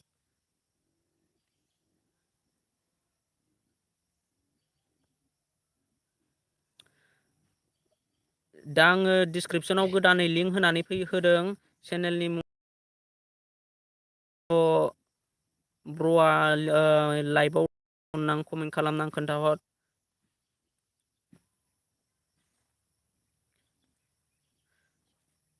जोंना जाफुं बसुमतारिया खालामबाय, आरो बर' ब्रह्म आंसो गबिन्द। आदसा जोंना बेना जिमेला मोननै, जोंना ब्र'ना गबिन्द बर'आनो, बर' ब्रह्म। जाफुं बसुमतारि खालामबाय ब्र', आरबिनिखौ खालामना होबाय। थेंक इउ ब्र'। दा सोर सोर खालामाखै आं दा डिसक्रिपसनाव लिंक होनानै दोनदों। चेनेलनि मुङानो जाहैबाय दिप बड'। अननानै जायफोर सापर्ट खालामाखै सापर्ट खालामनानै फैदो ब्र'नि चेनेलखौ। आं दा डिसक्रिपसनाव लिंक होनानै दोनदों। MB अफिसियेल खालामबाय आदा। अके, थेंक इउ ब्र' लाइभआव फैनायनि थाखाय। आरो सोरनि चेनेलखौ साबसक्राइब खालामदों अननानै कमेन्ट खालामना दा दिप बर' सापर्ट खालामाखैबा सापर्ट खालामनानै फैदो। आं डिसक्रिपसनाव लिंक होनानै दोनदों। आरो सोर सोर सापर्ट खालामखो अननानै कमेन्ट खालामना खोन्थाहर। मुनजुलि ब्रह्मआ जोंना खालामनानै होबाय फ्रेन्डनि चेनेलखौ। आरो MB अफिसियेल खालामबाय, thank you.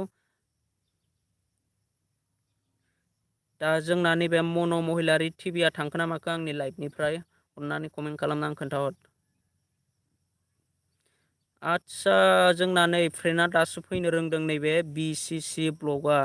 BCC blog friend, आं नोंनिखौ दहायनो सापर्ट खालामनो थिननो नागिरदोंमोन। दा नोंनिखौबो होफिनगोन आङो बेग। दा नोङो आंनि लाइभआव गैयामोन जानांगौ बै समाव आं नोंखौ कमेन्ट खालामनानै हरनो थिनदोंमोन। दा फ्रेन्ड नोङो आंनि लाइभआव ओंखायनो कमेन्ट खालामनो हायाखै। अननानै प्लिज ओंखायनो लाइभआव जेराव थांनाङा आङो सापर्ट खालामनानै होगोन बयनिखौबो।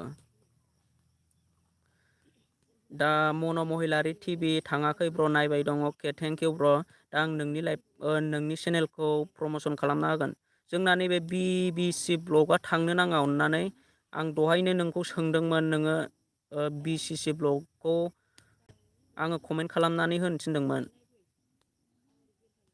दा आङो नैबे मन' महिलारि टिभि चेनेलखौ भिजिट खालामनानै नायनोसै फ्रेन्डनि चेनेलखौ। दा बेना टटेल दङ 397 साबसक्राइबार 31 भिडिअ। अननानै जायफोर सापर्ट खालामाखै सापर्ट खालामनानै फैबानो जाबाय।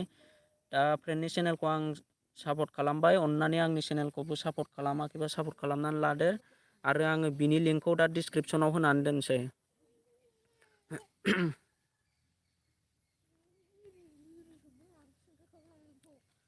RB बड' स्टेटास दे आदा नायबाय दं थाङाखै। अके थेंक इउ। बिदिनो जोङो गावजों गाव सापर्ट होलाय दे। नङाबा लिंक होनानैल' जाया, जोङो सापर्ट होनायासो मेन खोथाया जोंना सापर्टसो नांलायगौ सापर्ट। दा बिनिखायनो सापर्ट होनानै फै। आं दा चेनेलनि लिंकखौ डिसक्रिपसन सिङाव होनानै दोनदों। मन' महिलारि टिभि 397 साबसक्राइबार दङ 31 भिडिअ। अननानै 400 साबसक्राइब खालामनानै होदो ब्र'नि चेनेलखौ जायफोर सापर्ट खालामाखै। दा आङो डिसक्रिपसन सिङाव लिंक होनानै दोनबाय। जोंना बर' ब्रह्मआबो खालामबाय। सोर सोर खालामाखै खालामनानै सापर्ट खालामनानै होदो।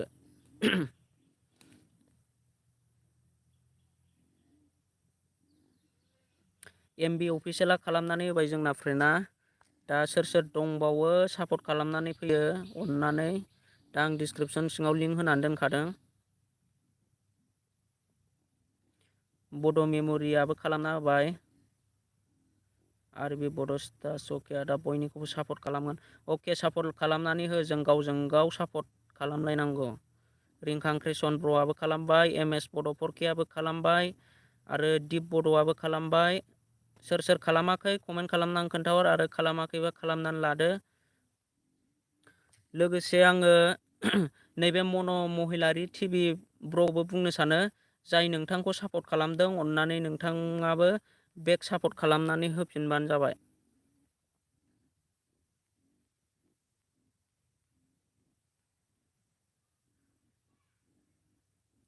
दा RB बड' स्टेटास खालामबाय दे।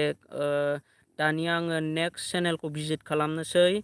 BBC ब्लग फ्रेन्डनि चेनेलखौ आङो भिजिट खालामनानै नायनोसै। दा BBC ब्लगनि चेनेला टटेल साबसक्राइबार दङ 428 साबसक्राइबार। लोगोसे 40 भिडिअ। जायफोर सापर्ट खालामाखै सापर्ट खालामदो। आरो फ्रेन्डनि चेनेलखौ आङो सापर्ट खालामबाय। अननानै फ्रेन्डआबो दासिमबो आंनि चेनेलखौ सापर्ट खालामाखैबा सापर्ट खालामनानै होदो। आरो लोगोसे आं नोंनि सिङाव होनानै दोनसै।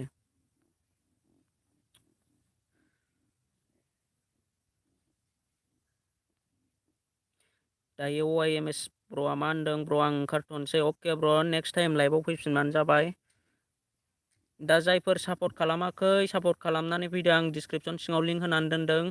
BBC ब्लगखौ जायफोर सापर्ट खालामाखै सापर्ट खालामनानै फैदो फ्रेन्डनि चेनेलखौ। दा आरो सोर सोर सापर्ट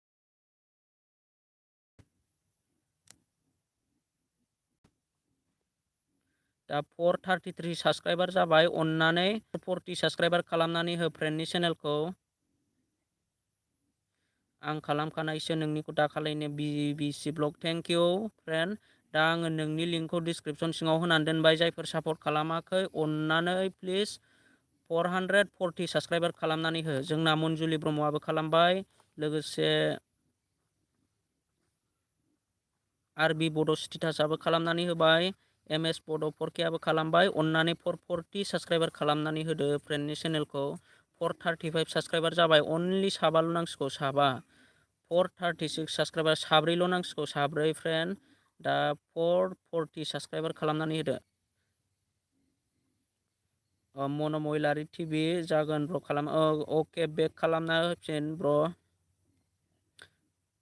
दिप बड' खालामबाय आदा थेंक इउ ब्र थेंक इउ जायफोर खालामाखै खालामनानै होदो रिंखां क्रिसनाबो खालामनानै होबाय आरो लाइभआव गोदानै फैदोंब्ला कमेन्ट खालामनानै खोन्थाहर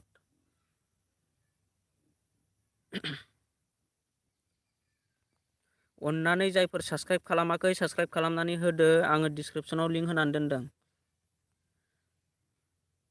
जायफोर BBC ब्लग्स इउटुब चेनेलखौ सापर्ट खालामाखै सापर्ट खालामनानै फैदो लोगोफोर दा डिसक्रिपसनाव लिंक होनानै दोनदों दा जोंना बांसिनानो खालामबाय कमेन्ट खालामदों दानिया आङो नेक्स्ट चेनेलखौ भिजिट खालामनोसै जोंना नैबे गोदानै दंबावो बड' मेम'रियाबो दा ब्र'नि चेनेलखौ आङो भिजिट खालामनानै नायनोसै बड' मेम'रि ब्रेन्ड दा आङो अलरेडि साबस्क्राइबारखा दा 409 साबस्क्राइबार दङ 23 भिडिअ दा आं बिनि लिंकखौ डिसक्रिपसन सिङाव होनानै दोनसै जायफोर सापर्ट खालामाखै सापर्ट खालामनानै फैबानो जाबाय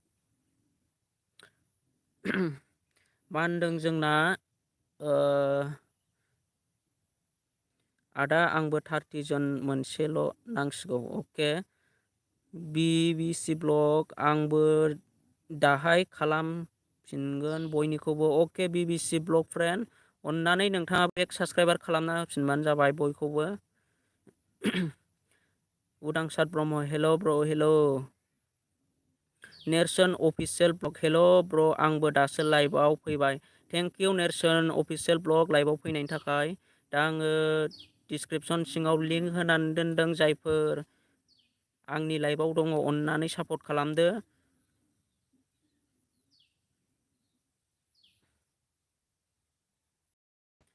मन' महिलारि टिभि खालामबाय दे ब्र बिनिखौ सोरनिखौ खालामखो ब्र'आ ओमफ्राय MS बड' 4K खालामखानायसो आदा दिप बड'आबो खालामबाय जोंना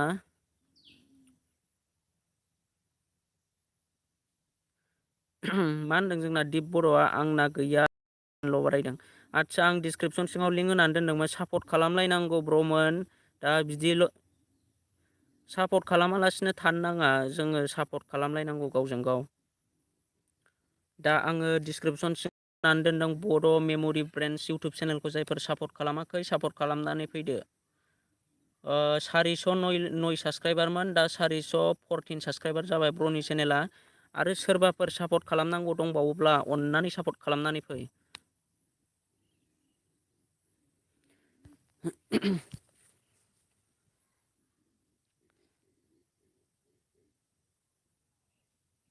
नेरसोन अफिसियेल ब्लग आंनिखौबो खालाम ब्र के ब्र लाइभआव दसे सम थाथ' आं खालामनानै होगोन बयनिखौबो उदांसार ब्रह्म आं खालामबाय आरो आरबि बड' स्टेटास आंना 30 जन 1ल' नांसिगौमोन अके आरबि बड' स्टेटास आङो नेक्स्टआव होना होफिनगोन लाइभआव थाथ'बाय थाबानो जाबाय दा आं बयनिखौबो जायफोर गोदानै फैयाब्ला आङो गोदान मानसि फैयाब्ला आङो गोजामफोरनि लिंकखौ आङो बेक होना होफिनगोन जोंना रिंखां कृष्ण ब्र'आ खालामबाय बड' मेम'रिनिखौ बड' मेम'रि ब्रेन्डस आंना बहुद खमायफिनजोब्बाय ब्र खमायफिनो ब्र बेबायदिनो होनब्लाबो सासेब्लाबो सानैब्लाबो गावजों गाव सापर्ट लालायनांगौ फार्स्ट 415 साबस्क्राइबार जाबाय ब्र'नि चेनेला दानिया आङो नेक्स्ट दा आंनि लाइभखौबो जायफोर लाइक खालामाखै लाइक खालामनानै हो आरो चेनेलाव गोदानै फैदोंब्ला साबस्क्राइब खालाम लोगोसे नटिफिकेसनखौबो अन खालामनानै ला जाहाथे आं लाइभ फैनाय लोगो लोगो नोंथांमोनाबो आंजों लाइभआव डाइरेक्ट जइन जाफानो हायो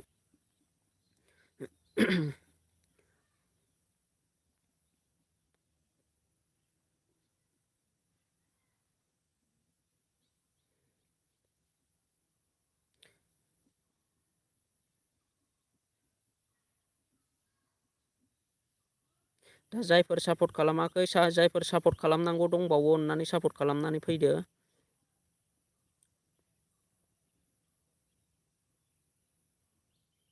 दा आं MB अफिसियेल इउटुब चेनेलखौ भिजिट खालामनानै नायनोसै MB अफिसियेल इउटुब चेनेलखौ आङो भिजिट खालामबाय ब्र'नि चेनेलखौ 37 साबस्क्राइबार आरो 31 भिडिअ आं दा ब्र'नि चेनेलखौ साबस्क्राइब खालामनानै होनोसै दा ब्र'आबो आंनि चेनेलखौ साबस्क्राइब खालामाखैबा अन्नानै प्लिज साबस्क्राइब खालामनानै होदो फ्रेन्ड दा आं नोंनि लिंकखौ डिसक्रिपसनाव होनानै होनोसै ब्र'नि लिंकखौ आङो दा डिसक्रिपसन सिङाव होनानै दोनबाय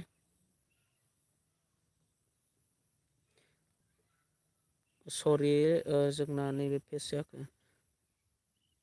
मा होनदों जोंना आरबि बड' स्टेटासआ आदा गाबोन लाइभआव फैगोन ना फैया? फैगोन ब्र' आं बेबायदिनो लाइभआव फैबाय थानो नाजागोन नोंथांमोननि गेजेराव। दा मन' महिलारि टिभि ब्र' बानायबाय खावसे दायो बानायगोन आं ओंखारथ'नोसै ब्र'। अके बिजिथ'बा ओंखारथ'नो हागोन। दा आङो एमबि अफिसियेल ब्र'नि इउटुब चेनेलखौ डिसक्रिपसनाव लिंक होनानै दोनदों। अननानै जायफोर सापर्ट खालामाखै सापर्ट खालामनानै फैदो। एमबि अफिसियेल इउटुब चेनेलखौ जायफोर सापर्ट खालामाखै ब्र'नि चेनेलखौ सापर्ट खालामनानै फैदो। टटेल 37 साबसक्राइबार दङ 37। अननानै 45 साबसक्राइबार खालामनानै होदो ब्र'नि चेनेलखौ 45। दा आङो डिसक्रिपसन सिङाव होनानै दोनबाय।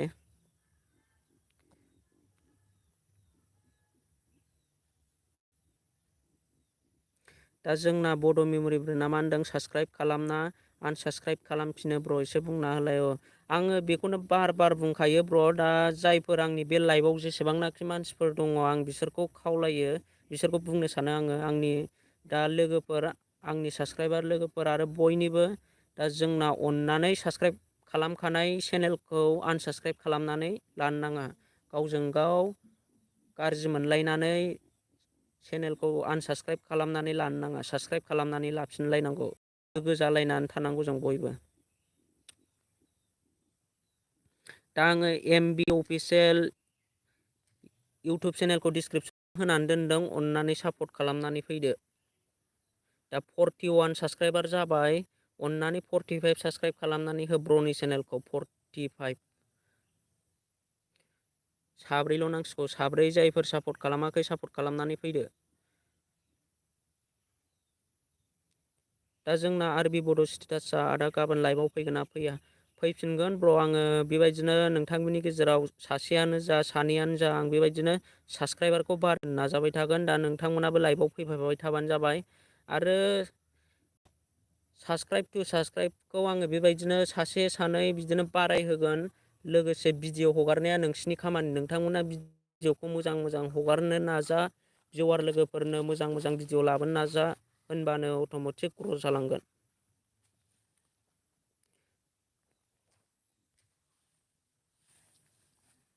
दा आङो एमबि अफिस डिसक्रिपसनाव लिंक होनानै दोनदों। जायफोर सापर्ट खालामाखै सापर्ट खालामनानै फैदो।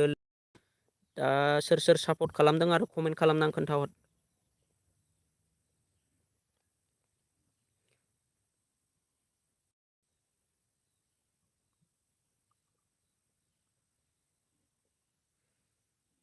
बड' मेम'रिया मा होनदों मानोना जों फिसा फिसा इउटुबारसो नालाय सापर्ट खालामलायनांगौ। अके ब्र' थिगैनो बुंदों नोंथाङा।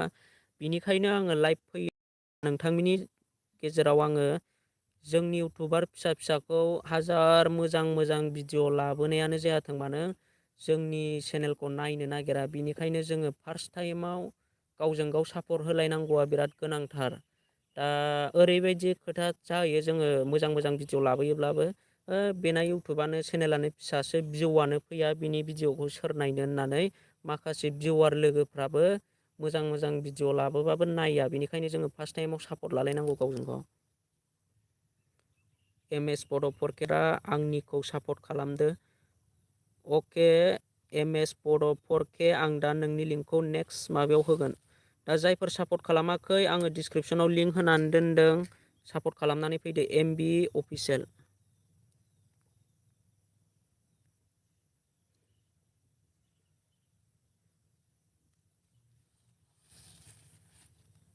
गिदिर गिदिर इउटुबारफ्रा जोंनि भिडिअखौ नाया माथो।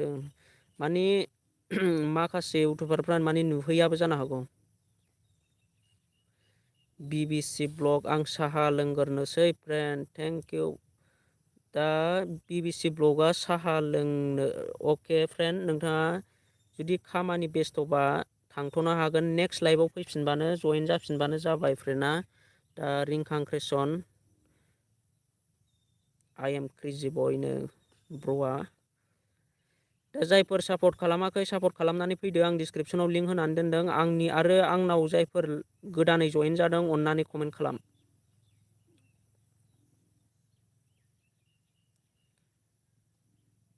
दा आङो MS बड' 4K निखौ भिजिट खालामनानै नायनोसै। आंना अलरेडि साबसक्राइबार आङो ब्र'नि चेनेलखौ अलरेडि लिंक होनानै दोनखादों।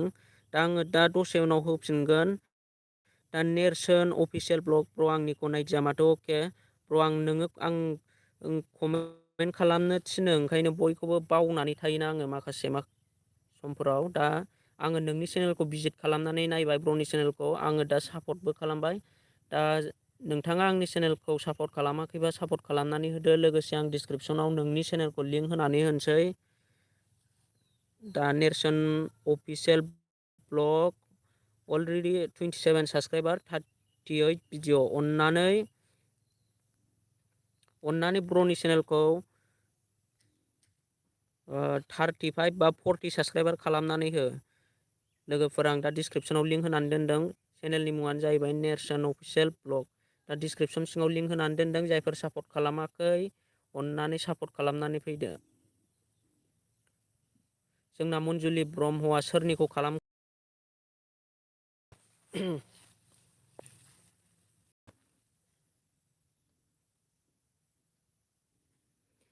रिंखां कृष्ण आंनिखौ होफिनदोलै ब्रादार, माइनास जाफिनबाय। 45 जानाया 3 ल'सै। आदसा 403 होफिनगोन। रिंखां कृष्ण ब्र दसे सम थाबाय थाथ'। दा आरबि बड' स्टेटास दे गाइसमोन थाथ'लायदो, गाबोन लोगो मोनफिनगोन। थेंक इउ आरबि बड' स्टेटास। गाबोन नेक्स्ट लाइभआव फैफिन। जायफोर लाइभनिफ्राय थाङो अन्नानै खोन्थानानै थां, कमेन्ट खालामनानै खोन्थाहर। दा अन्नानै जायफोर सापर्ट खालामाखै सापर्ट खालामनानै फैदो। 35 भिडिअ जाबाय, 35 साबसक्राइबार जाबाय। अन्नानै 40 साबसक्राइबार खालामनानै होदो ब्र'नि चेनेलखौ। 35 साबसक्राइबार, अन्नानै 40 साबसक्राइबार खालामनानै हो। आरो सोर सोर खालामदों कमेन्ट खालामनानै खोन्थाहर।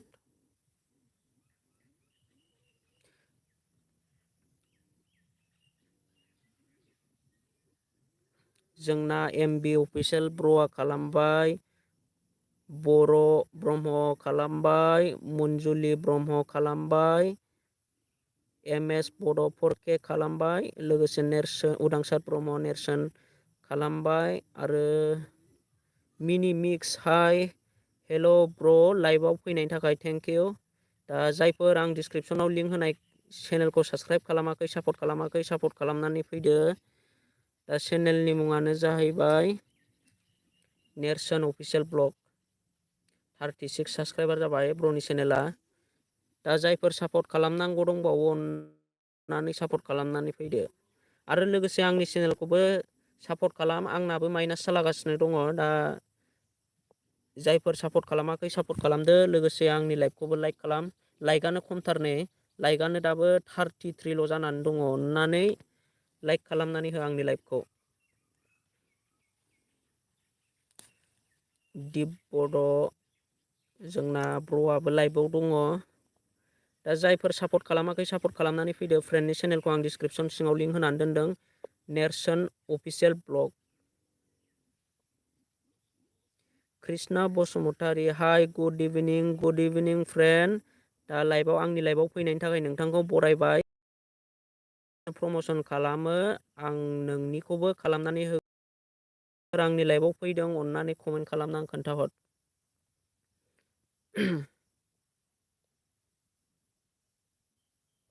दा आङो डिसक्रिपसनाव लिंक होनानै दोनदों, अन्नानै जायफोर सापर्ट खालामाखै सापर्ट खालामनानै फै। दानिया आङो नेक्स्ट चेनेलखौ भिजिट खालामगोन। मिनि मिक्स ब्र'नि चेनेलखौ आङो भिजिट खालामनानै होनोसै। मिनि मिक्स आंना अलरेडि साबसक्राइबारफ्रा ब्र'जों दा 441 साबसक्राइबार आरो 34 भिडिअ। ब्र'ना दा 34 भिडिअ हगारनानै दङ बर्थमान।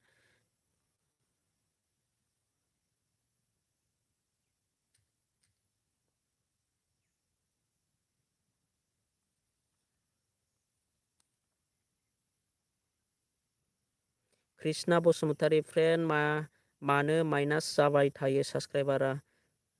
जोंना मोनथिया।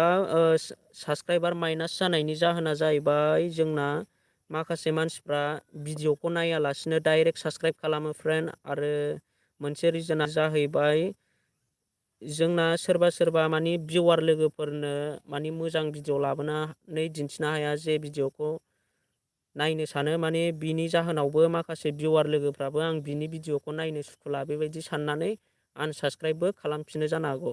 आरो जोंना बे साबस्क्राइब डिसाबस्क्राइब खालामनाया जाहैबाय बारा कमेन्टआव साबस्क्राइब लिरबाय थायोना, बिनि जाहोनावबो जानो हागौ। ओंखायनो सापर्ट खालामबाय बा आं नोंनिखौ हेल्प होबाय बेबायदि लिरनानै हरबानो जाबाय। जोंना दा बड' इन्टारेस्ट हाय ब्र', हेल' ब्र', दा लाइभआव फैनायनि थाखाय थेंक इउ। दा आङो डिसक्रिपसनाव लिंक होनानै दोनदों, जायफोर सापर्ट खालामाखै सापर्ट खालामनानै फैदो। आं दा मिनि मिक्स ब्र'नि चेनेलखौ डिसक्रिपसनाव लिंक होनानै होनोसै। दा ब्र'जों आं अलरेडि साबस्क्राइबारखा, जायफोर सापर्ट खालामाखै सापर्ट खालामनानै होदो।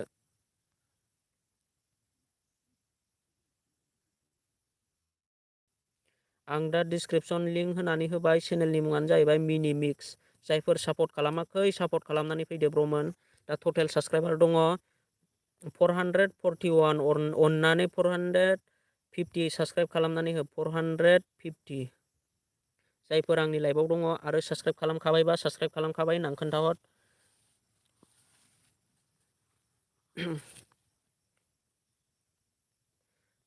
बड' इन्टारेस्ट आदसा मोननै जिमेल दङब्ला अननानै आंनि चेनेलखौबो साबस्क्राइब खालामनानै ला। मोननै जिमेलजों फैनो नाङा ब्र'मोन, आन्दायो एसे।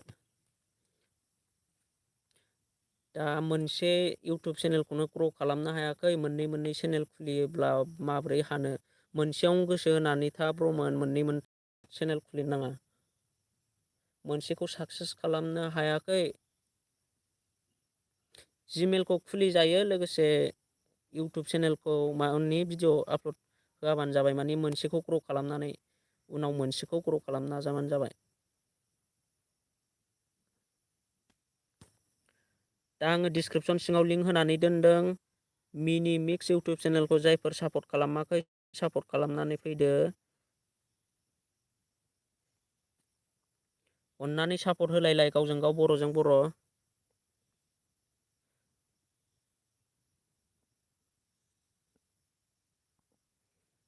जोंना दिप बड' खालामबाय जोंना ब्र'आ, आरो MB अफिसियेल खालामबाय, बर' ब्रह्म बेबो खालामबाय जोंना ब्र'आ। आरो बड' मेम'रियाबो खालामबाय। आरो मन्जुलि ब्रह्म फ्रेन्डआबो खालामनानै होबाय। सोर खालामनांगौ दंबावो खालामनानै होदो। आं दा डिसक्रिपसन सिङाव लिंक होनानै दोनदों।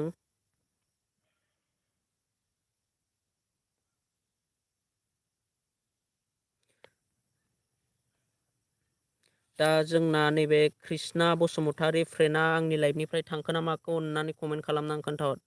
अके, खालामनानै फैबाय जोंना कृष्णा बसुमतारी फ्रेन्डआबो जोंना खालामनानै होबाय। दिप बड' ब्रादार आंना दाबो मोनसेल' बारायदों, अननानै होदो ब्रादार। अके दिप बड', आङो दा नेक्स्टआव उनाव जायफोर गोदान दङ आं बिसिनिखौ होनानै होगोरनि र', लाइभआव थाथ'बाय था। कृष्णा बसुमतारी दङ दा, फ्रेन्डनि चेनेलखौ आङो भिजिट खालाम। कृष्णा बसुमतारी 961 साबस्क्राइबार, लोगोसे 104 भिडिअ। अननानै प्लिज जायफोर सापर्ट खालामाखै सापर्ट खालामनानै फैबानो जाबाय। आङो दा नटिफिकेसनखौबो अन होनानै लासै। दा फ्रेन्डआ आंनि चेनेलखौ सापर्ट खालामाखैबा सापर्ट खालामनानै होदो। आं फ्रेन्डनि चेनेलखौ दा साबस्क्राइब खालामनानै लाबाय, लोगोसे आङो बिनि चेनेलखौबो डिसक्रिपसनाव होनानै होनोसै। कृष्णा बसुमतारी दा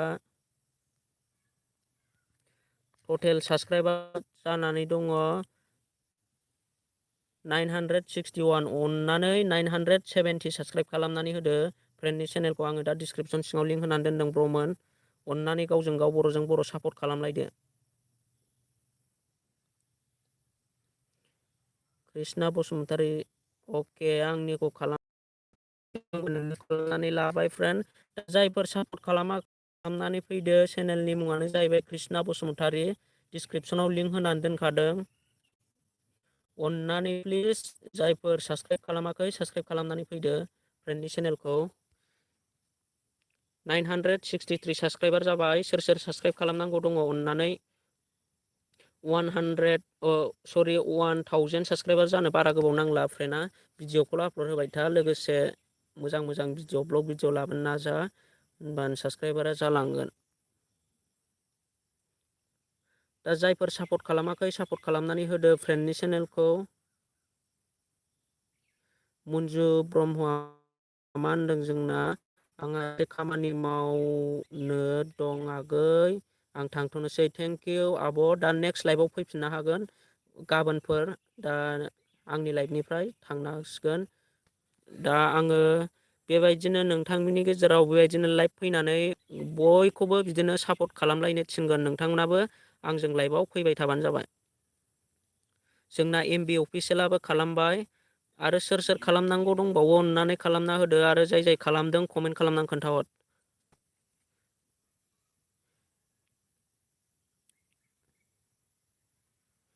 बड' इन्टारेस्ट बड' मेम'रि ब्रेन्डखौ होफिनदो ब्र'नो। आदसा होफिनगोन र' नेक्स्टआव। दा आं गोदान गोदान फैनायफोरखौ बिदिनो सापर्ट खालामथिनगोरनि। कृष्णा बसुमतारी कमेन्ट हरना दोन लोगोफोर, जाहाथे आं मिथिनाय बायदि बेक हरफिनगोन आं नोंसोरनिखौ। अके, कृष्णा बसुमतारीया थिगखौनो बुंदों। जायफोर कृष्णा बसुमतारी इउटुब चेनेलखौ साबस्क्राइब खालामदोंमोन, भिडिअखौ नायनानै आं सापर्ट खालामबाय बा आङो हेल्प खालामबाय, बेबायदि लिरनानै दोनहर, जाहाथे कृष्णा बसुमतारी फ्रेन्डआ बेक साबस्क्राइबार खालामफिननो हायो बयनिखौबो। दा जायफोर सापर्ट खालामनांगौ दंबावो अन्नानै सापर्ट खालामनानै फैदो। 965 साबस्क्राइबार जाबाय। अन्नानै जायफोर साबस्क्राइब खालामाखै साबस्क्राइब खालामनानै लादो। आं दा डिसक्रिपसन सिङाव लिंक होदों। लोगोसे आंनि चेनेलखौबो लाइक खालामनानै हो। लाइभखौ फैबाय थायो, आंनाथ' खमायबाय थायो। आदसा रामसियारि ब्लग खमायो बयनाबो, होनबाबो सासेबाबो सानैबाबो जोङो बेबायदिनो सापर्ट होलायबाय थानांगौ। दा BRK चेनेल, हाय हेल'। दा मिनि मिक्स खालामबाय जोंना। दिप बड' ब्रादार, आं लाइभनिफ्राय थांथ'नोसै। दा नेक्स्ट, थेंक इउ ब्रादार। दा नेक्स्ट लाइभआव फैफिननो हागोन। जोंना नैबे हेल' आदा, जा खालामनांगौ खालामबाय आदा, गाबोन फैफिनसै नेक्स्ट लाइभआव। अके थाथ' आदा फ्रेन्ड, थेंक इउ गबिन्द बर' फ्रेन्ड। थांथ'नो हासिगोन, नेक्स्ट लाइभआव फैफिनबानो जाबाय। दा आंनि लाइभआव सोर सोर दङ अन्नानै कृष्णा बसुमतारीखौ सापर्ट खालामनानै फैदो। अनलि साथामल' नांसिगौ टारगेट कमप्लिट जानो। 970 टारगेट लादोंमोन। अन्नानै जायफोर आंनि लाइभआव गोदानै फैदों साबस्क्राइब खालामनानै होदो। चेनेलनि मुङानो जाहैबाय कृष्णा बसुमतारी।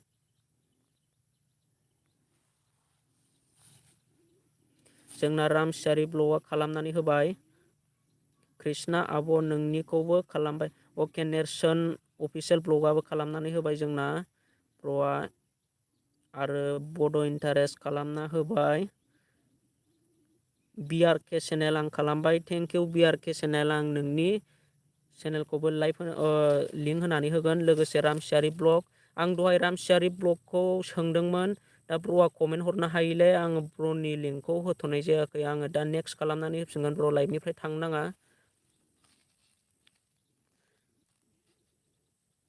दा आङो नैबे कृष्णा बसुमतारी फ्रेन्डनि चेनेलखौ जायफोर सापर्ट खालामाखै सापर्ट खालामनानै होदो। दानि आङो नेक्स्ट लिंक होनानै होनोसै। निक गेमिं, नाइस, थेंक इउ। दा आङो BRK चेनेलखौ भिजिट खालामनानै नायनोसै। BRK चेनेल, दा 43 साबस्क्राइबार, 16 भिडिअ। आंना अलरेडि साबस्क्राइबारखा। जायफोर सापर्ट खालामाखै फ्रेन्डनि चेनेलखौ सापर्ट खालामनानै फैदो।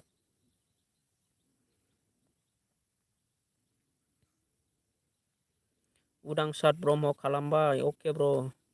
दा जायफोर सापर्ट खालामनांगौ दङ सापर्ट खालामनानै फैदो। चेनेलनि मुङानो जाहैबाय BRK चेनेल। दा 43 साबस्क्राइबार दङ। अन्नानै 50 साबस्क्राइबार खालामनानै होदो।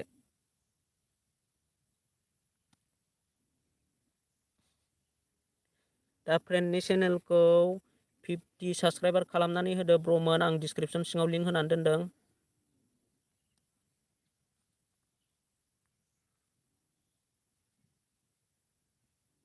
नेरसोन अफिसियेल ब्लगा मा होनदों? मिनि मिक्सनिखौ खालामबाय आं ब्र'। अके थेंक इउ ब्र'।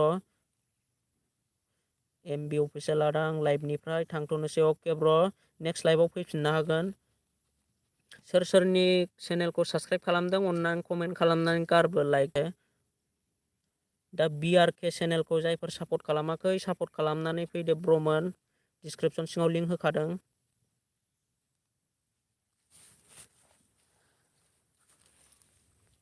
दा सोर सोर खालामखो कमेन्ट खालामनानै खोन्थाहर। बड' इन्टारेस्ट आं दसे ओंखारथ'नोसै ब्र' बाजार खालामहैनोसै बाय बाय। अके थेंक इउ ब्र'। नेक्स्ट लाइभआव फैफिनदो। दा सोर सोर आंनि लाइभआव दङ आं बयखौबो सापर्ट खालामनो थिनदों जाहाथे जों बयबो खौसेयै जानानै सापर्ट लालायनो हायो। जोंना रामसियारि ब्लगआ खालामबाय।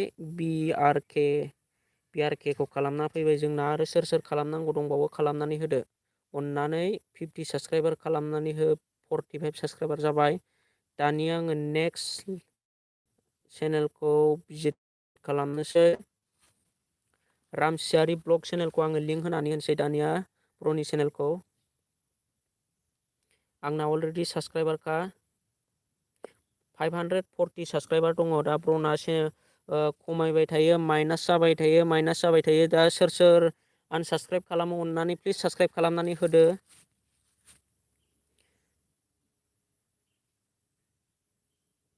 नेरसोन अफिसियेल ब्लग BRK चेनेलनिखौ खालामबाय ब्र'। अके BRK चेनेलाबो दानिया नेरसोन अफिसियेल ब्लगखौ बेक साबस्क्राइब खालामफिननानै हो। मिनि मिक्सखौबो आरो रामसियारि ब्लगखौबो जाय जाय खालामदों खालामनानै होफिन बेक साबस्क्राइबार।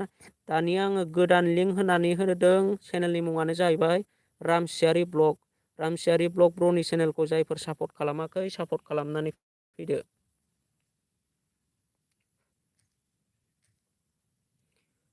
540 साबस्क्राइबार दङ अननानै जायफोर सापर्ट खालामाखै सापर्ट खालामनानै फैदो।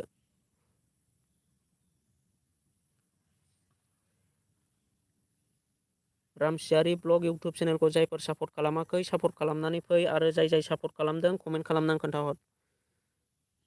रामसियारिनिखौ खालामदो आंनिखौ खालामबाय। रामसियारि आंनिखौ खालामदो आंनिखौ खालामबाय। कृष्णा बसुमतारी फ्रेन्डआ जोंना रामसियारिनिखौ खालामनानै होबाय। दानिया रामसियारि ब्लगआ कृष्णा बसुमतारी फ्रेन्डनि चेनेलखौ साबस्क्राइब खालामनानै होदो। मिनि मिक्स ब्र'आबो जोंना खालामबाय। आरो सोर सोर खालामाखै अननानै खालामनानै होदो साबस्क्राइब।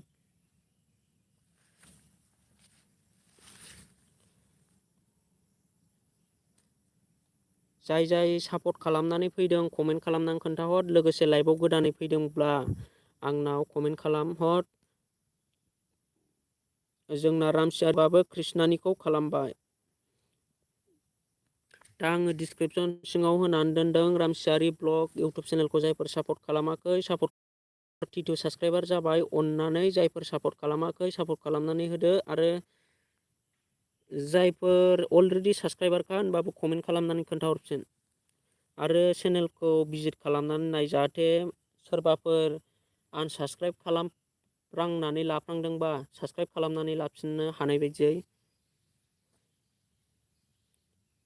दा जोंना BRK चेनेला मा होनदों? आदा आंना सिगाङाव 50 जाबायमोन मैया नोगोद खमायदों दुखु मोनदों आं। अके जोंना बेबायदिनो खमायो फ्रेन्ड। दा जायफोर सोरबा सोरबा आनसाबस्क्राइब खालामनानै लाफिनो जानांगौ। नेरसोन अफिसियेल ब्लग रामसियारिनिखौ खालामबाय आंनिखौबो खालामदो। नेरसोन अफिसियेल ब्लगआबो जोंना खालामनानै होबाय रामसियारिनिखौ। दा उदांसार ब्रह्म आं सिगाङावनो खालामखानायसो रामसियारि ब्र'। अके उदांसार ब्र'आ खालामखानायसो। दा जायफोर सापर्ट खालामाखै सापर्ट खालामनानै होदो। आं डिसक्रिपसन सिङाव लिंक होनानै दोनदों। 543 साबस्क्राइबार जाबाय ब्र'। जायफोर सापर्ट खालामनांगौ दंबावो अननानै सापर्ट खालामनानै हो। दा जोंना कृष्णा बसुमतारीया मा होनदों? मिनि मिक्सनिखौ खालामबाय आं। नों आंनिखौ खालामाखैबा खालामदो। अके दा कृष्णा बसुमतारिया मिनि मिक्सनिखौ खालामनानै होबाय। कृष्णानिखौ खालामाखैबा खालामनानै होदो। आरबि बड' अफिसियेल मा खबर ब्र'? अके ब्र' लाइभआव फैफिनबाय आङो। दा दिनैबो आङो बेबायदिनो चेनेल प्रमसन खालामदों, सिगाङाव जेरै खालामदों बेबायदिनो खालामदों। दा नोंथांखौ आंनि लाइभआव फैनायनि थाखाय थेंक इउ।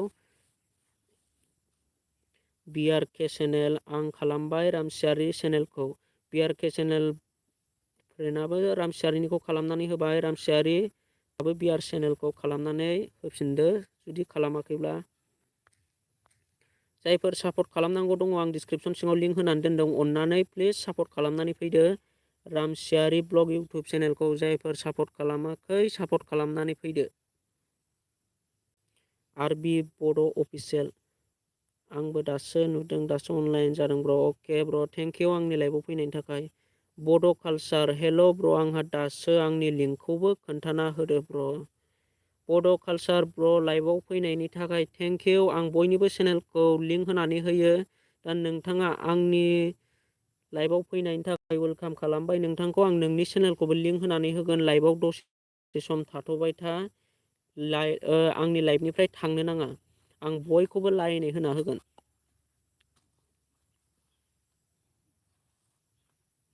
रिंखां क्रेसन आं बाहेरायाव थांदोंमोनलै ब्रादार।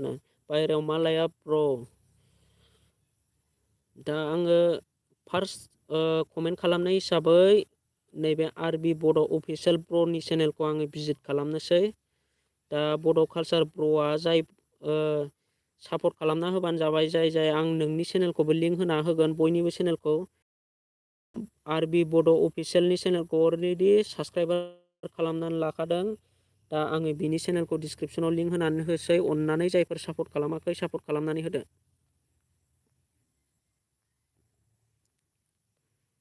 जोंना मा होनदों कृष्णा बसुमतारी? बाय फ्रेन्डमोन आं खामानि मावनोसै, मोनानि ओंखाम ओंख्रि संनि लाइभनिफ्राय थांसै आं कमेन्ट खालामहर लोगोफोर आंनि चेनेलाव थाङोब्ला आं बेक हरफिनगोन। अके जोंना नै कृष्णा बसुमतारी फ्रेन्डआ जोबोद मोजां कमेन्ट खालामनानै इउटुब चेनेलखौ भिजिट खालामहैयोना, कमेन्ट खालामनानै होफिनबानो जाबाय। जायफोर साबसक्राइबार लानो लुगैदों दा फ्रेन्डआ बेक साबसक्राइबार खालामनानै होफिनगोन। दा thank you Krishna Basumatary. Next टाइमाव लाइभआव फैफिननो हागोन। दा आं बिदिनो सानफ्रामबो नङाबाबो साननै सानथामनि उनाव लाइभ फैबाय थागोन। नोंथांमोननि गेजेराव सापर्ट होलायबानो जाबाय। दा आङो डिसक्रिपसन होनानै दोनदों आरबि बड' अफिसियेल इउटुब चेनेल। जायफोर सापर्ट खालामाखै सापर्ट खालामनानै फैदो बर'जों बर'।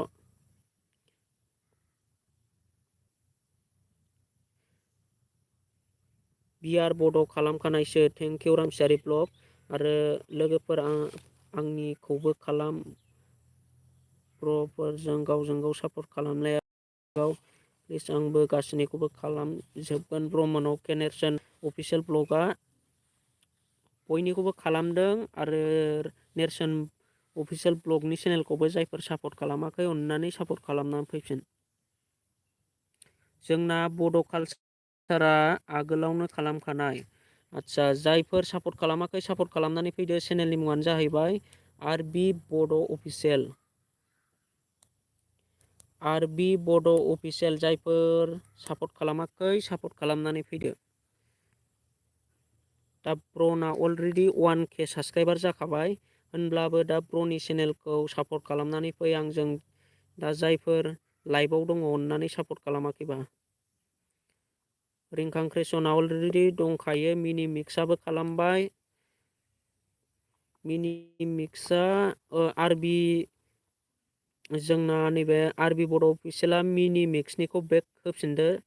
दा जुदि साबसक्राइब खालामनानै लाफिनाखै एबा बेक साबसक्राइब खालामनानै लाफिनदो। दानिया आङो गोदान होनोसै बर' कालचार।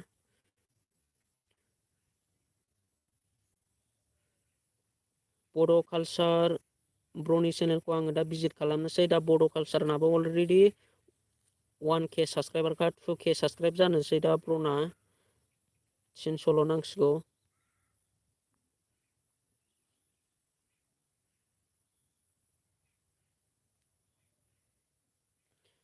दा आङो बड' कालचार ब्र'नि चेनेलखौ डिसक्रिपसनाव लिंक होना होबाय। अननानै जायफोर सापर्ट खालामाखै सापर्ट खालामनानै होबानो जाबाय। बड' कालचार इउटुब चेनेलखौ जायफोर सापर्ट खालामाखै सापर्ट खालामनानै होदो। आं डिसक्रिपसनाव लिंक होबाय। रामसियारि ब्लग मिनि मिक्स खालाय। अके रामसियारि ब्लग ब्र'आ खालामनानै होबाय मिनि मिक्सखौ। जायफोर सापर्ट खालामाखै आङो दा गोदानै डिसक्रिपसन होनानै होफिनदों। चेनेलनि मुङानो जाहैबाय बड' कालचार। अननानै जायफोर सापर्ट खालामाखै सापर्ट खालामनानै फैदो। आरो आंनि लिंकआव आंनि लाइभआव जायफोर गोदानै जइन जाफैदों अननानै कमेन्ट खालाम।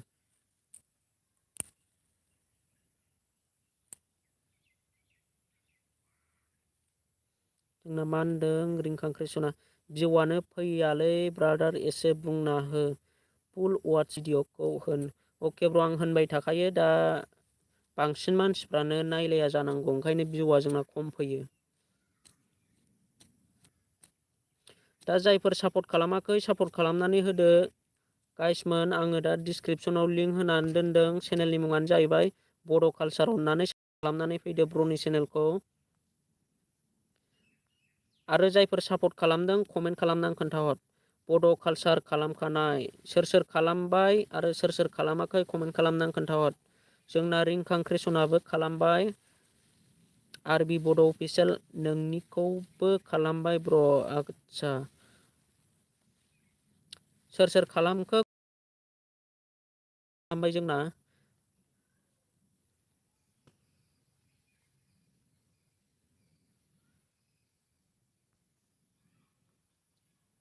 लोगोफोर आंनि चेनेलखौबो जायफोर साबसक्राइब खालामाखै साबसक्राइब खालामनानै ला आरो नटिफिकेसनखौ अन खालामनानै ला। आंना मानि साबसक्राइबारा माइनास जागासिनो सानसेयाव साबा एखमबा 6 जन बेबायदि माइनास जालाबाय थायो। बेनिखायनो जायफोर आनसाबसक्राइब बानायदों साबसक्राइब खालामनानै लाफिनबानो जाबाय। रिंखां कृष्ण नटिफिकेसनाव भिउआनो फैया सार्चआवसो भिउ आंना। अके ब्र' थिगैनो दङ। आरो बड' कालचार जाय जाय सापर्ट खालामदों गासैबो कमेन्ट खालामना हर ब्र'। बड' कालचारनि भिडिअ'आव कमेन्ट खालामनानै फैबानो जाबाय जाय जाय सापर्ट खालामदों। दा बे बड' कालचारा बेक साबसक्राइबार खालामफिनजोबगोन।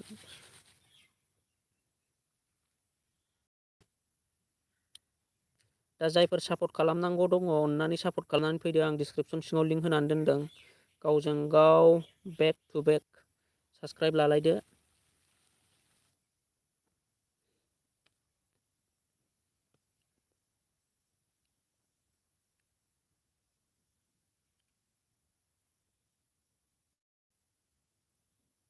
दा सोर सोर लाइभआव दङ अननानै कमेन्ट खालामनानै खोन्थाहर।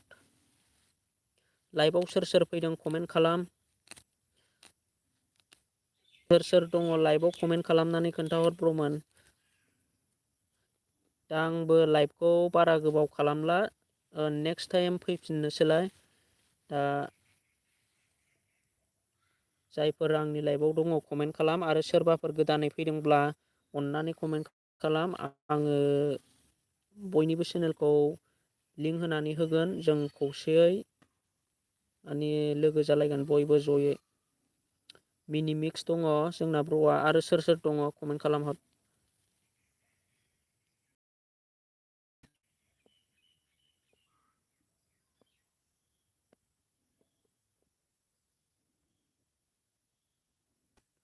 सोरबाफोर थालांबायदोंब्ला कमेन्ट खालाम। लास्टाव होदो खेबसे ब्रादार। अके रिंखां कृष्ण ब्र'निखौ आङो लिंक होनानै होनोसै। जायफोर सापर्ट खालामाखै सापर्ट खालामनानै फै। सोर सोर दा आंनि लाइफआव जेसेबांनाखि मानसिफोर दंना अननानै खनसे भिजिट खालामनानै नाय जाहाथे आनसाबसक्राइबफोर जाफ्लांबायदों खोमा ब्र'नि चेनेला। सोरबाफोर आनसाबसक्राइब खालामनानै लाफ्लांबायदों खोमा आरो जायफोर साबसक्राइब खालामाखै साबसक्राइब खालामनानै लादो। रिंखां कृष्ण ब्र'नि चेनेलखौ दा टटेल दङ 403 साबसक्राइबार। अलरेडि साबसक्राइबार खाबा कमेन्ट खालामनानै खोन्थाहर। दा आं डिसक्रिपसन सिङाव लिंक होनानै दोनबाय रिंखां कृष्ण ब्र'नि चेनेलखौ। जायफोर सापर्ट खालामाखै सापर्ट खालामनानै फैदो। दाबो बेनि बे साबसक्राइबारानो बारायाखै। दा जानो हागौ बयबो साबसक्राइब खालामनानै लाखांखानाय। रिंखां क्रेसना खालामखानायसो। रिंखां क्रेसन आं खालामबाय, आंनिखौबो खालामदो। अके, गासैबो कमेन्ट खालाम लोगोफोर, आंबो गासैनिखौबो सापर्ट खालामना कमेन्ट खालामफिनजोबगोन। अके, जोंना बड' कालचार जायफोर रिंखां क्रेसननि चेनेलखौ सापर्ट खालामाखै, सापर्ट खालामनानै फैदो, आं डिसक्रिपसनाव लिंक होनानै दोनदों।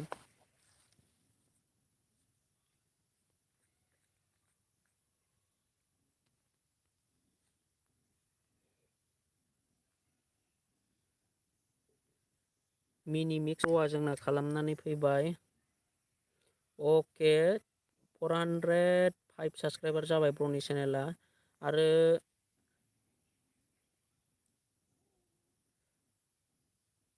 आरो सोरबाफोर लाइभआव गोदानै फैदों नामा कमेन्ट खालामहर।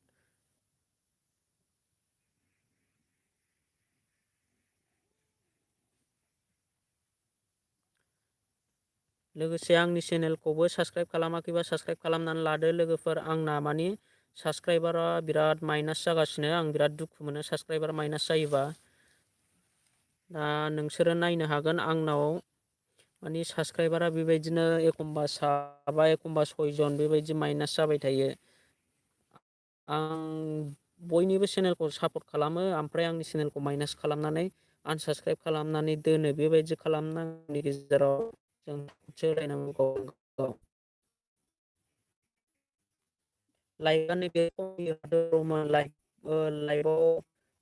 लाइभआव थायोब्ला लाइक होलायनांगौ जोङो बयबो। आंनि लाइभखौबो लाइक होनानै गालां।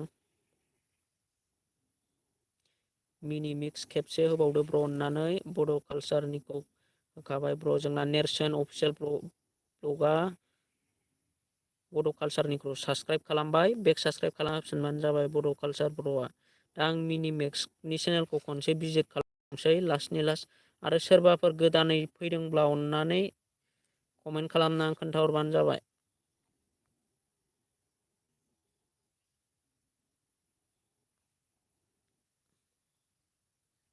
दा आङो ब्र'नि चेनेलखौ डिसक्रिपसनाव लिंक होनानै होबाय। जायफोर सापर्ट खालामाखै अननानै सापर्ट खालामनानै फैदो ब्र'नि चेनेलखौ। मिनि मिक्स इउटुब चेनेलखौ जायफोर सापर्ट खालामाखै सापर्ट खालामनानै फैदो। टटेल 448 साबस्क्राइबार जानानै दङ। अननानै 450 साबस्क्राइबार खालामनानै होदो ब्र'नि चेनेलखौ।